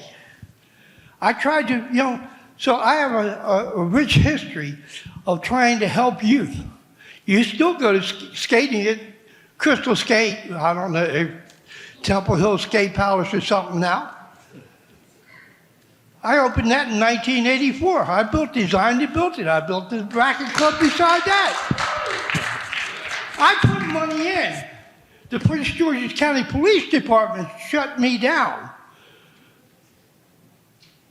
So I have worked for this county over and over again. Even today, I have $400,000 worth of liens on my home after they stole that business for $5. Because the state's attorney's office and the attorney general's office will not let citizens file complaints against white-collar criminals and lawyers. That has to stop. I would love to see if the county could put forth an educational program to let all youth understand what the law is and have it televised so they can learn Law 101 before they get in trouble. That's what you have to do. You have to go back to the basics. Thou shalt not steal.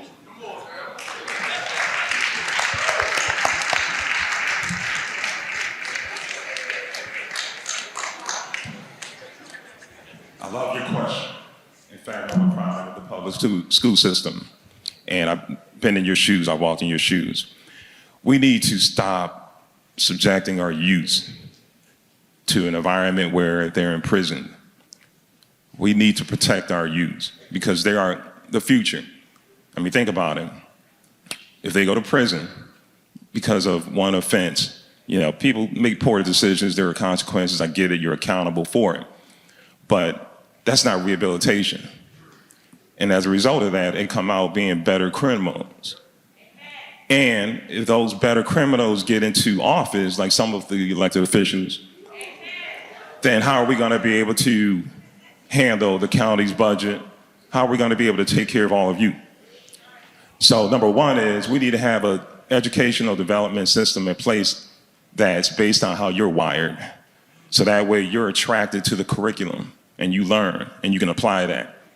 That's number one. Number two is that we need our history back. We don't have Black history in the school system. What's going on with that? Like, it should not be an incidental part of the school curriculum. It should be part of the history. We don't have to label it as Black history. It should be part of history. Because if we don't know our history, then we don't know where we're going. And you all need to know where you come from. You all are kings and queens. That's number two. We need to have a better curricular system. Number three is that when I was growing up, I was a community activist at the age of 13. I started working very early. And we had systems where we were helping each other out, whether it was tutoring or whether it was properly helping you with interview skills or etiquette skills or how to eat at the table. Those basic things. We need to have programs that work for you. And if your parents need help, we don't just point the fingers and beat your parents up and say, hey, they're doing a poor job. Everyone's accountable, so we need to help each other out and have services available where people can thrive in their households as well. As your next county executive, I will work for you all. Thank you.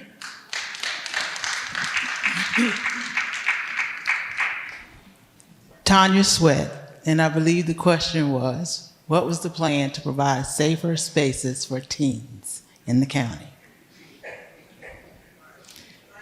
We have several safe places for teens in the county. The problem is they close too early. Our libraries close too early. And for those teens who don't have reliable internet at home, how do you get your homework done when the library closes at 5 o'clock and you don't get done with your extracurricular activities till 7? We got to extend the hours for our libraries. We have rec centers, community centers, and they close dark. Teenagers need a place to hang out till 11 o'clock at night. I was a teenager one time. I hung out till 11 o'clock at night because that was my curfew.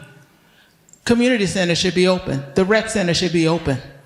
Not just on Friday and Saturday night, but every night of the week until 9, 10, 11 o'clock. In the summertime, I love my teenagers. I got one at home. Y'all don't get up. We don't have to open the rec center at 8 or 9. We can open the rec center at 11 and keep it open until 11. Safe place. We can have dances in the rec center for you guys. Y'all can do art in the rec center. We can bring in gaming, all the technology and AI they want to do. We can put it right there in the rec center. And I'm even willing to bring back to the county tournaments to raise money. So parents who can't afford to pay for Little League get it for free. Boys and Girls Club doesn't belong to me, so I can't get them to do that, but Parks and Recs does, and our tax dollars pay for that. And it's not enough to just let you swipe your card and walk in for free until 5 o'clock. You need longer times. And that teaches you responsibility. That teaches you how to get out and get back to the house on time. And mama and daddy ought to know that if you ain't home by 11 o'clock on Friday night and they go down to the rec center and you're not there, now we got a problem. You understand what I'm saying? So I'm gonna let you grow up the way I grew up.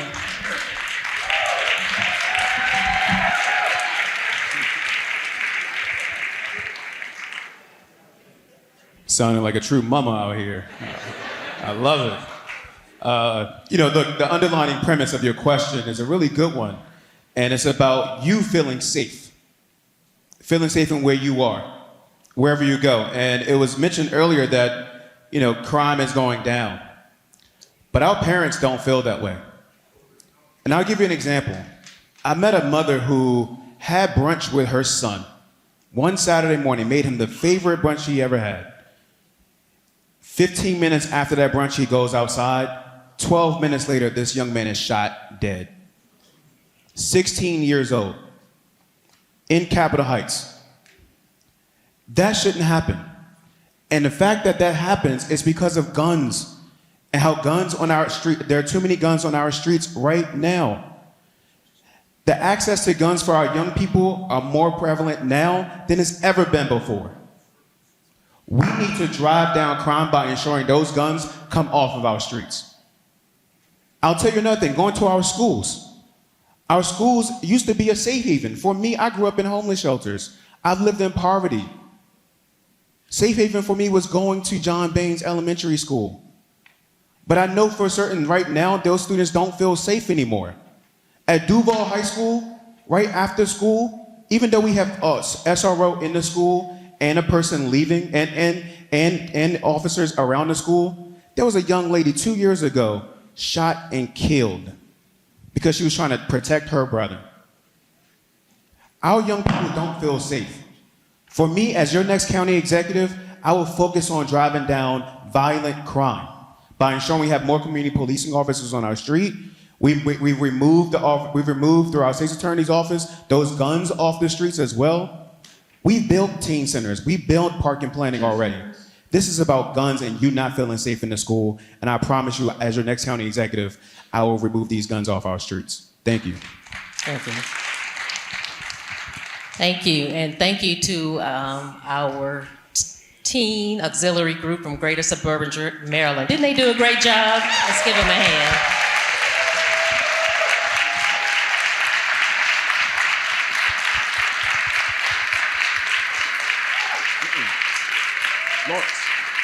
Lawrence. Not yet. We got one more round. Okay, so we have our last round, what we call our competency. If you received a piece of paper, you will see that there are about 11 or so questions that talk about the role and responsibility of county executive and how the county government operates, as our moderator, Mr. Crump, said at the beginning of the forum. And if you aspire to be county executive, you should know these answers. And so we gave you those pieces of paper because that is for you in real time to fact check the answers that these candidates are answering. And we also provided you the sources. So unfortunately, because you're live in person, you'll have to type in those sources. For our Facebook family who are streaming this live, you can actually click on the links that are being provided. So you'll see some instructions shortly if you have not already received the link with the questions and answers, but the link also has the hyperlinks to all of the sources where the answers were derived from.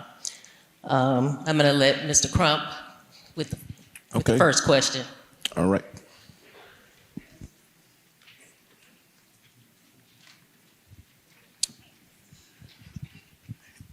We're going to go in the order that you were going in previously. Mr. Baker, walk us through the county's budget process from proposal to approval, and who are the key stakeholders involved? Thank you for that question.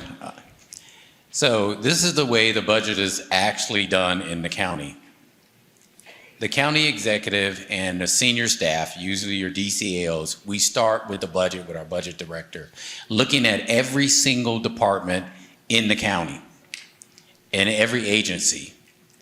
And then we conduct, for about 3 months or close to 3 months, we have every agency come into the county with their proposed budget. Those agencies include everyone under the county, including the state's attorney's office, including the Board of Election. They come in and we actually look at their proposed budget, and we have audited it already. What have they been doing? And we put that at the end of the day. We look at our revenues, we look at what they're proposing, and then we put together a budget. If it's a budget deficit, we then have to figure out how we're going to lower the budget deficit. But the two things that are funded right off the bat, even though we haven't have I should say that the next process is once we do that, then we have meetings throughout the county. Many of you have come to our budget meetings. We have 3, the northern part of the county, the southern part of the county, and the central part of the county. People come in with their suggestions. When I was county executive, I would ask people, tell us what you want us to do, and then tell us how we should pay for it and what you want us to cut. Once we go through that process of the public hearing, that's your public hearing, then we put the budget together, and on the Ides of March, we send it to the council. The council then looks at the budget and does its own auditing of what this is there, and they either send it back with and then we have negotiations, and then we decide, from there, what the budget is actually going to do. That's going to happen before the person is elected county executive. They will have their budget that they have to deal with sitting to the council. Thank you. Budget 101. Ms. Braveboy, what county agencies and departments do not report directly to the county executive, and how do you manage them effectively?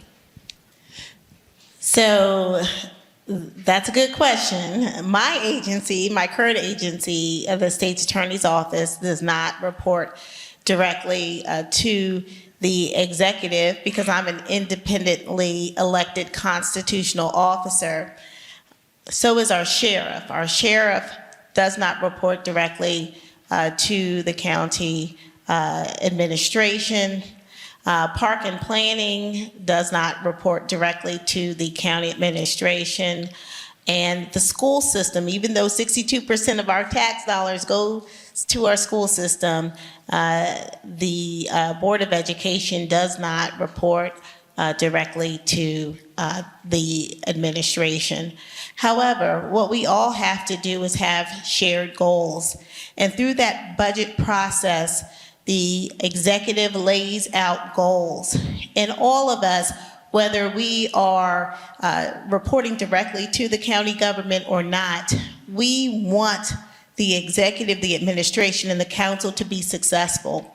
So our job is to do our part to ensure that the goals of the county are met. Because anyone sitting in the position of county executive, their vision and their execution of that vision is dependent on all of these other arms. And so as county executive, I will unify everyone, give everyone a seat at the table. And instead of it just being my budget, talking to people before we put our budget together is critically important because their success is the county's success. And so understanding that, respecting that they have a level of independence, but also understanding that they also have a responsibility to the residents here in Prince George's County. If we come together, if we unify in purpose and mission and vision, then we can provide you the services that you deserve as residents here in Prince George's County. Thank you.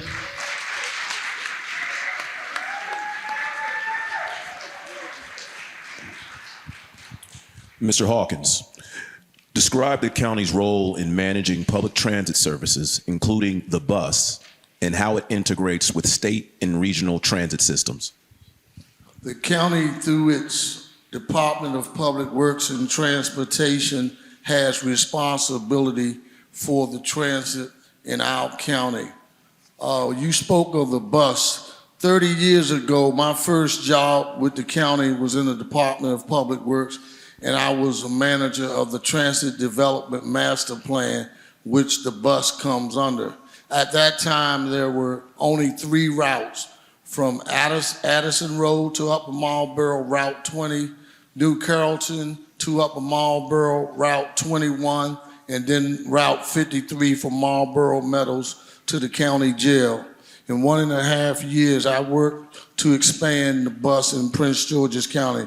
Ladies and gentlemen, the bus program, which he speaks about, is the county-owned, funded bus service that moves into our various communities throughout Prince George's County, and their responsibility is to move into the county neighborhoods and come out to the main corridors where individuals could either catch the metro bus service or get transferred to our metro station. Prince George's County has that responsibility. Within that responsibility, we have what we call senior transit services, where through the Department of Public Works, working with our Office of Aging and the Department of Family Services, these county employees drive paratransit buses and other small buses to senior homes and take them to senior adult facilities where they can participate in recreational facilities. That's what the bus and the county is responsible for through our Department of Public Works and Transportation. And I wanted to say lastly, that's what we do each and every day as we serve the citizens of Prince George's County. And thank you for that question. Mr. Hunt, how does the county executive influence local legislation, and what is the process for vetoing or approving county council decisions? Okay. The county executive has a lot of responsibilities when it comes to the citizens first. I have had a very rough time with council members over the years in DC, and I wasn't county executive. I was an owner that owned 5 clubs in one neighborhood. The county executive, I think, has to be put in a position that they've never been put before, especially when it comes to council members first. Because the way I see it done here is completely different than it's done there. It seems like the council members somewhat have more power than the county executive, because they can do things, if I'm not mistaken, that the county executive can't overrule them. Now, they can make it hard for them from what I understand, because this is a whole new world for me when we're dealing with a Maryland type situation. I'm normally used to a DC type situation. As far as vetoing anybody that's using a budget that we have approved and they don't want it done, I look at it in a different way. My problem is that if you have too many irons in the fire with that, everybody gets mixed up.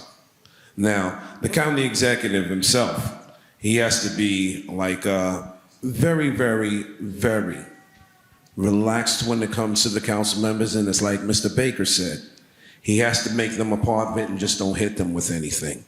So in that case, I would have to review the way they really do things in Prince George's County when it comes to that particular circumstance. That's why I have a team of attorneys that are with me that'll make sure all of that happens, okay? That's a good answer. Wait, look at this, a bunt. Well, it's true, I had a team. Mr. McDermott, what role does the county's planning board play in land use and zoning decisions, and how would you engage with them on development projects? Again, please. What role does the county's planning board play in land use and zoning decisions, and how would you engage with them on development projects? Well, park and planning is the first step before you get a permit in anything. They have control over all the zoning, Tell you where you can build, what you can build, and how many people can be in a building. I've been there many times. The county exec has some influence, and going through the permit process, they have to make sure that these projects are developed in a way that it serves all the citizens, not just individual users. Unfortunately, we have abandoned for the last 40 years inside the Beltway. The redevelopment of the inside of the Beltway mirrors 1960 on almost every entrance into Prince George's County out of DC. There's been no development in there. And that's primarily because it was race-based. Nobody wanted to, they declared inside the Beltway a red zone. And the county didn't do anything about addressing that. The county exec after exec, they wanted all the money the developers had to go to outside the Beltway, and it has. While inside was abandoned. Anybody who tried to build a business inside the Beltway, they were basically shut down. I know that for a fact because I went through it. But the county executive has a team. A county executive is CEO of a team. And that team has to get together with all of the agencies involved and make sure that the resources are there for that development, that we don't burden the citizens of the state or the county with additional cost. God bless. Thank you all. Mr. Slocum, describe the county's climate action plan and how would you ensure its implementation? I'm sorry, repeat the question. Describe the county's climate action plan and how would you ensure its implementation?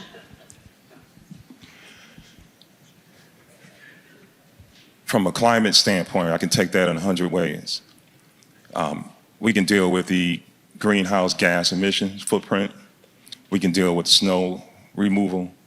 We can deal with a number of things. So I'll just kind of keep it as under the environmental aspect, as well as probably managing our agencies, 24 plus agencies, and make them at optimum levels. So I'll start with, from an environmental standpoint, I mean, we have two, if I'm addressing the question on point, or is it pretty much global? Okay, all right. So from an environmental standpoint, we have to make sure that we have the resources to pay for our snow removal, trash can pickup, and making sure the streets are properly repaired. And that budget obviously comes from the $5.4 billion budget of the county. The management of it is to reallocate it in areas where those agencies can implement what their services, what they're providing. So it's snow removal or trash can pickup, they have to very effectively work in that capacity. Now, from a management standpoint, HRD standpoint, human resource development standpoint, I will work with each agency to make sure that they're at optimum levels. And let's be real, we have to look at the climate of how effective our agencies are working. Like DPI, everyone's beating up DPI all day long. But I would look at reorganizing certain agencies and make sure that they have the monies under another parent agency so that they can operate from an optimal level. And you all make the difference. So if you're working for the county, that's great. If you're not, we will open the door as far as you all seeking employment, because we want to make sure that we invest in you. So as your next county executive, that's what I would do. Thank you.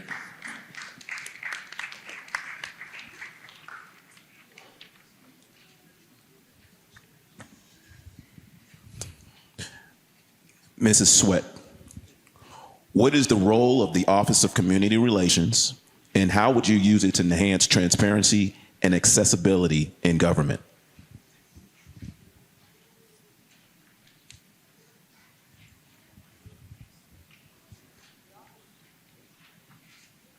The Office of Community Relations is a unique office here in the county.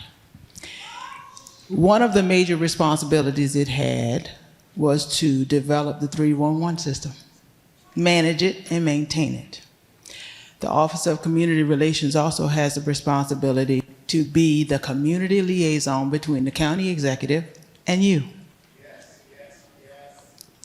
So there are a lot of people who work in the Office of Community Relations who are supposed to be out in the community, hearing your concerns, bringing them back to the county executive so they can be addressed. Hence the reason why that 311 system was created, technology and innovation, to facilitate your ability to communicate directly with the county executive. Now, I'm gonna go a little bit further because I've heard the complaints of the citizens. I'm one of those citizens that has complained. It doesn't always work. The Office of Community Relations is the place where our HOAs that are mandated by state law are supposed to register by and through their management companies. I will tell you that list is not always current, nor is it always public. I, for one, have tried to get access to that list, and what I got didn't work. I know the concerns and the problems with the 311 system, and there have been improvements. Most recently, I understand we can now text to 311. But again, we don't always get responsive answers to our concerns. So yes, that is something as your county executive that is a priority for me to address, because I need to know what 947,430 residents of Prince George's County care about so that I can address it.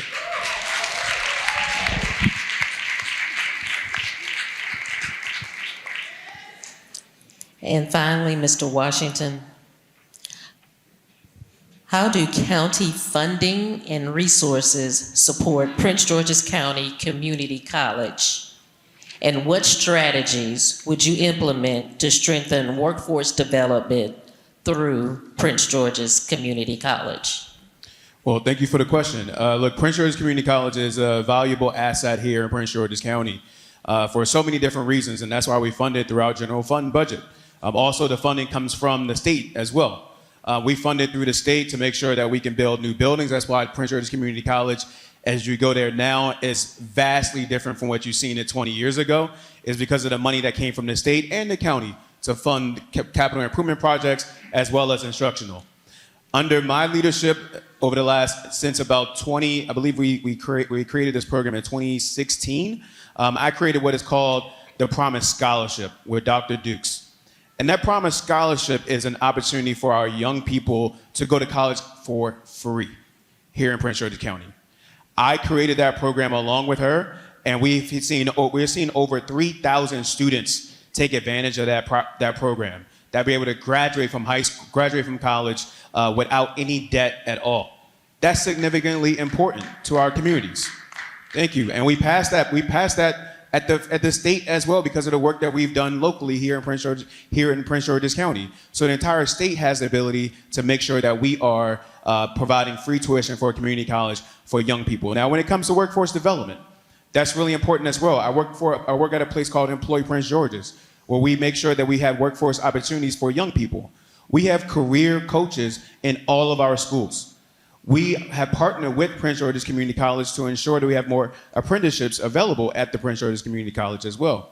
And so for me, under my leadership as county executive, I will beef up funding for my agency under Employ Prince George's to make sure we can have more opportunities in cybersecurity and technology. We'll work in tandem with our community college as well to beef up that program as well. And I believe that we need to make sure that we focus on workforce development that's for the future here in the county. Thank you very much.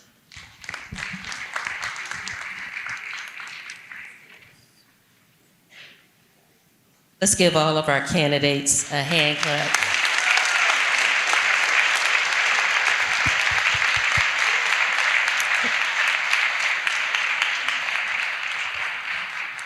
Let me, before you go, does anybody have the bandwidth for one question, or you believe that's it?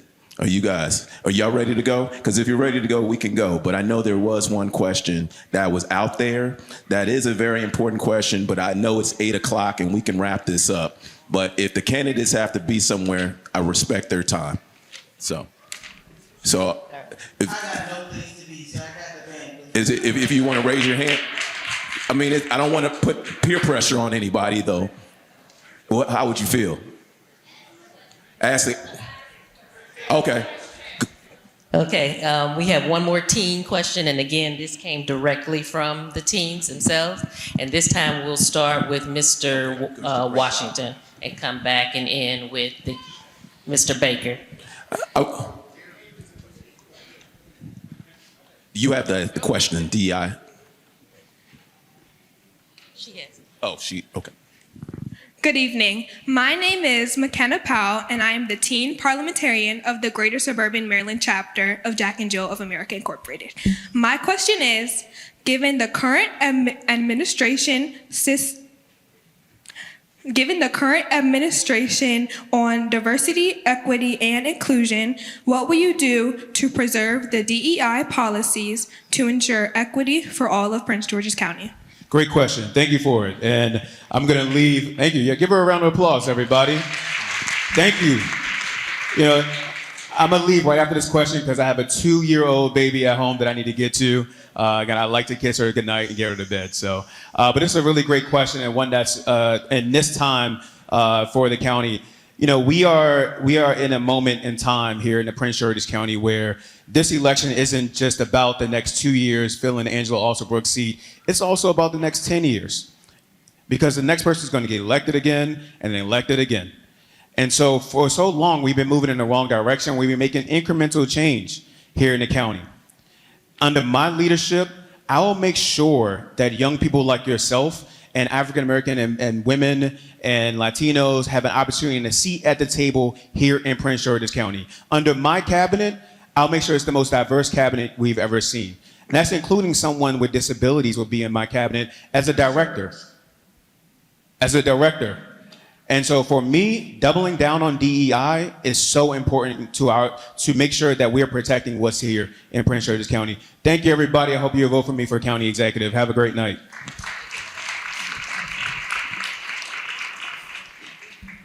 That is the question of the day. And this is the problem. DEI became a dog whistle for reverse discrimination. It became a dog whistle for affirmative action. DEI is here to stay. It was always here. Why do I say that? We're diverse. God made us, each and every one, unique. We are not monolith. We don't look the same. We don't sound the same. We don't think the same. We don't talk the same. We don't have the same wealth. We don't have the same gender. We all have free will. You can choose your gender. We have to respect it.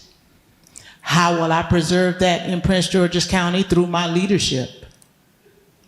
As your leader and your representative, I will advocate for, represent every interest in this county. Ethnicity, race, gender, sex, religion, it don't matter to me.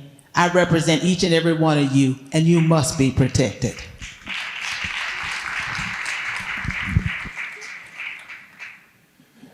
DEI is very important. We need it. It's obvious because the Civil Rights Act, affirmative action.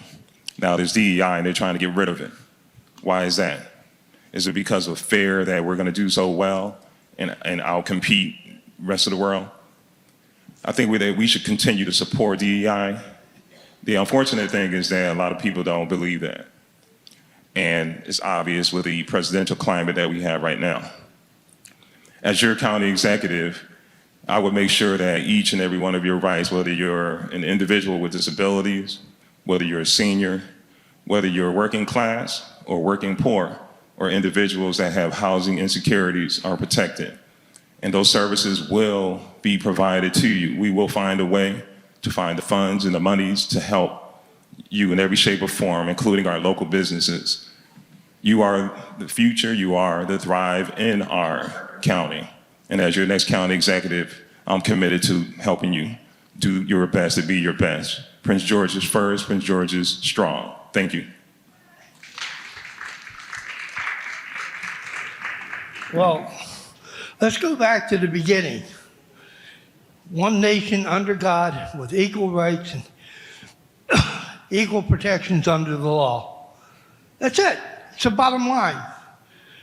We all have rights. International Human Rights Council has said that's the law of the world.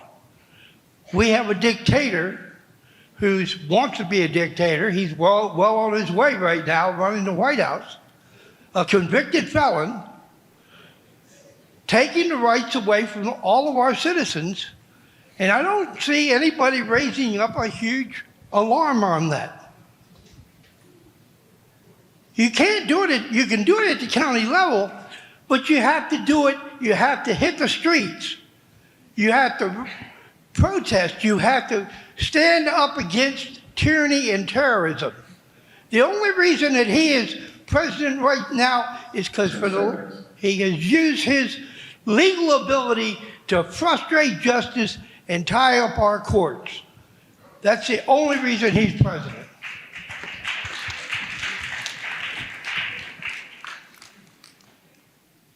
One, two. Well, I really agree with Ms. Sweat because this is not the 70s. There's no longer white and black. We are mixed. And see, I also agree with that nice gentleman there. We have a maniac as president. He doesn't care about anybody but himself. But see, what he doesn't realize is the Constitution does mean something. In 1996, the Constitution came on the U.S. Supreme Court desk, Prince, P-R-I-N-T-Z, versus the United States. The Constitution states that a government agency cannot force any state official to carry out their programs. That's how we are protected. So just remember, we are mixed. We're no longer white and black, and the Constitution protects us.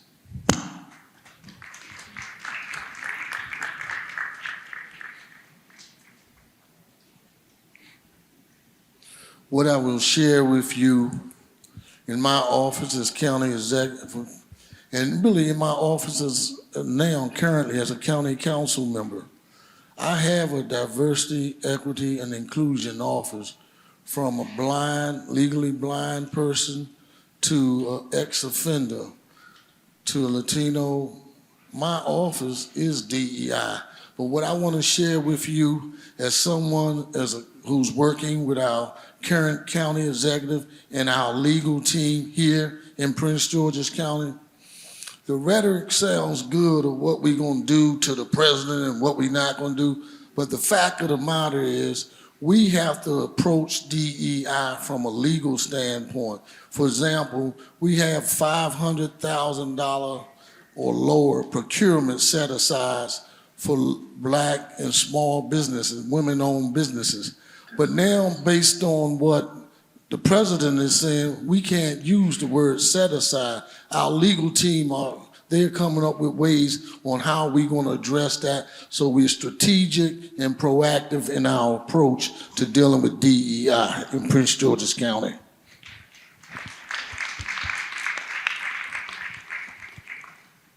Thank you so much, McKenna. You know, the best way to predict what someone will do in the future is what they've done in the past.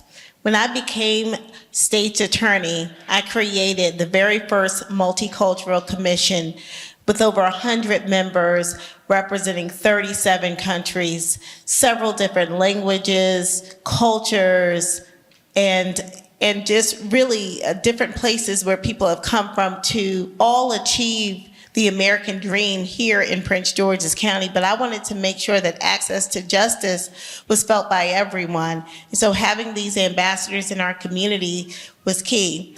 I also created the very first LGBTQIA+ task force so that every member of our community understood that the laws applied to them and that the laws would protect them as well. In addition to that, I hired the first blind ASA. She is now paving the way for a third-year law student who is interning in my office who is also blind. And let me just tell you this, DEI and diversity is about leaving no one behind. And I'm grateful to have the support of our governor, Wes Moore, who has pledged to leave no one behind. Thank you.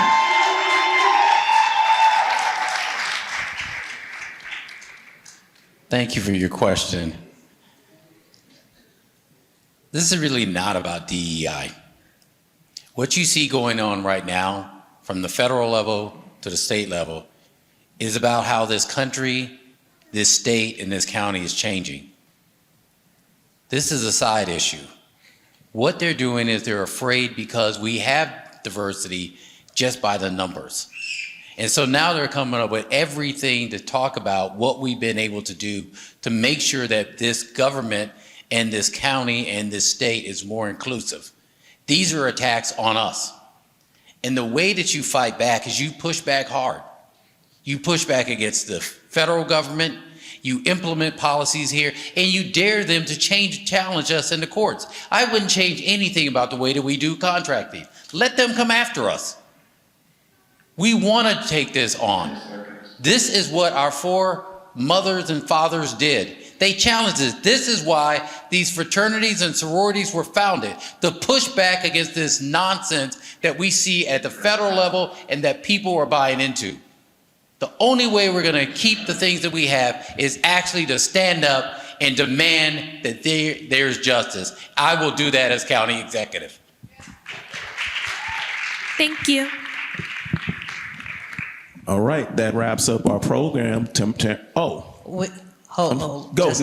with closing remarks. While we're getting the podium up, we do have a yes or no kind of question. You can raise your hand. Win, lose, or draw, do any of you plan to run for county executive in 2026? If so, raise your hand. What? Win, lose, or draw, if any of you plan to run for county executive. Okay. One last question. In terms of the budget, also, show of hands, is raising property taxes on the table? Okay.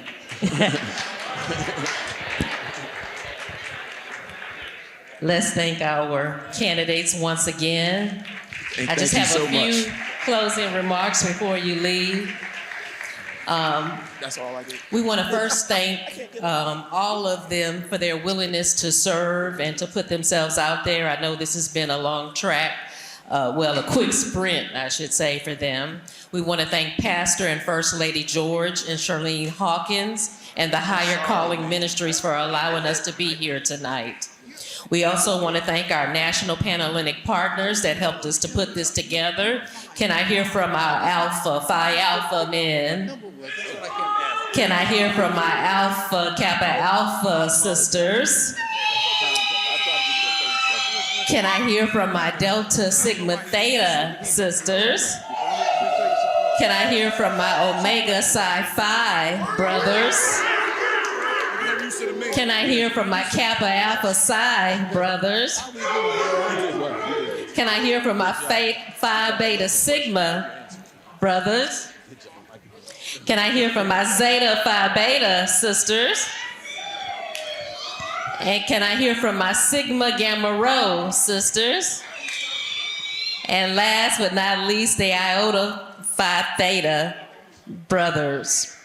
We want to thank our partner, the Greater Suburban Maryland chapter of Jack and Jill of America, and especially all of our teen moderators.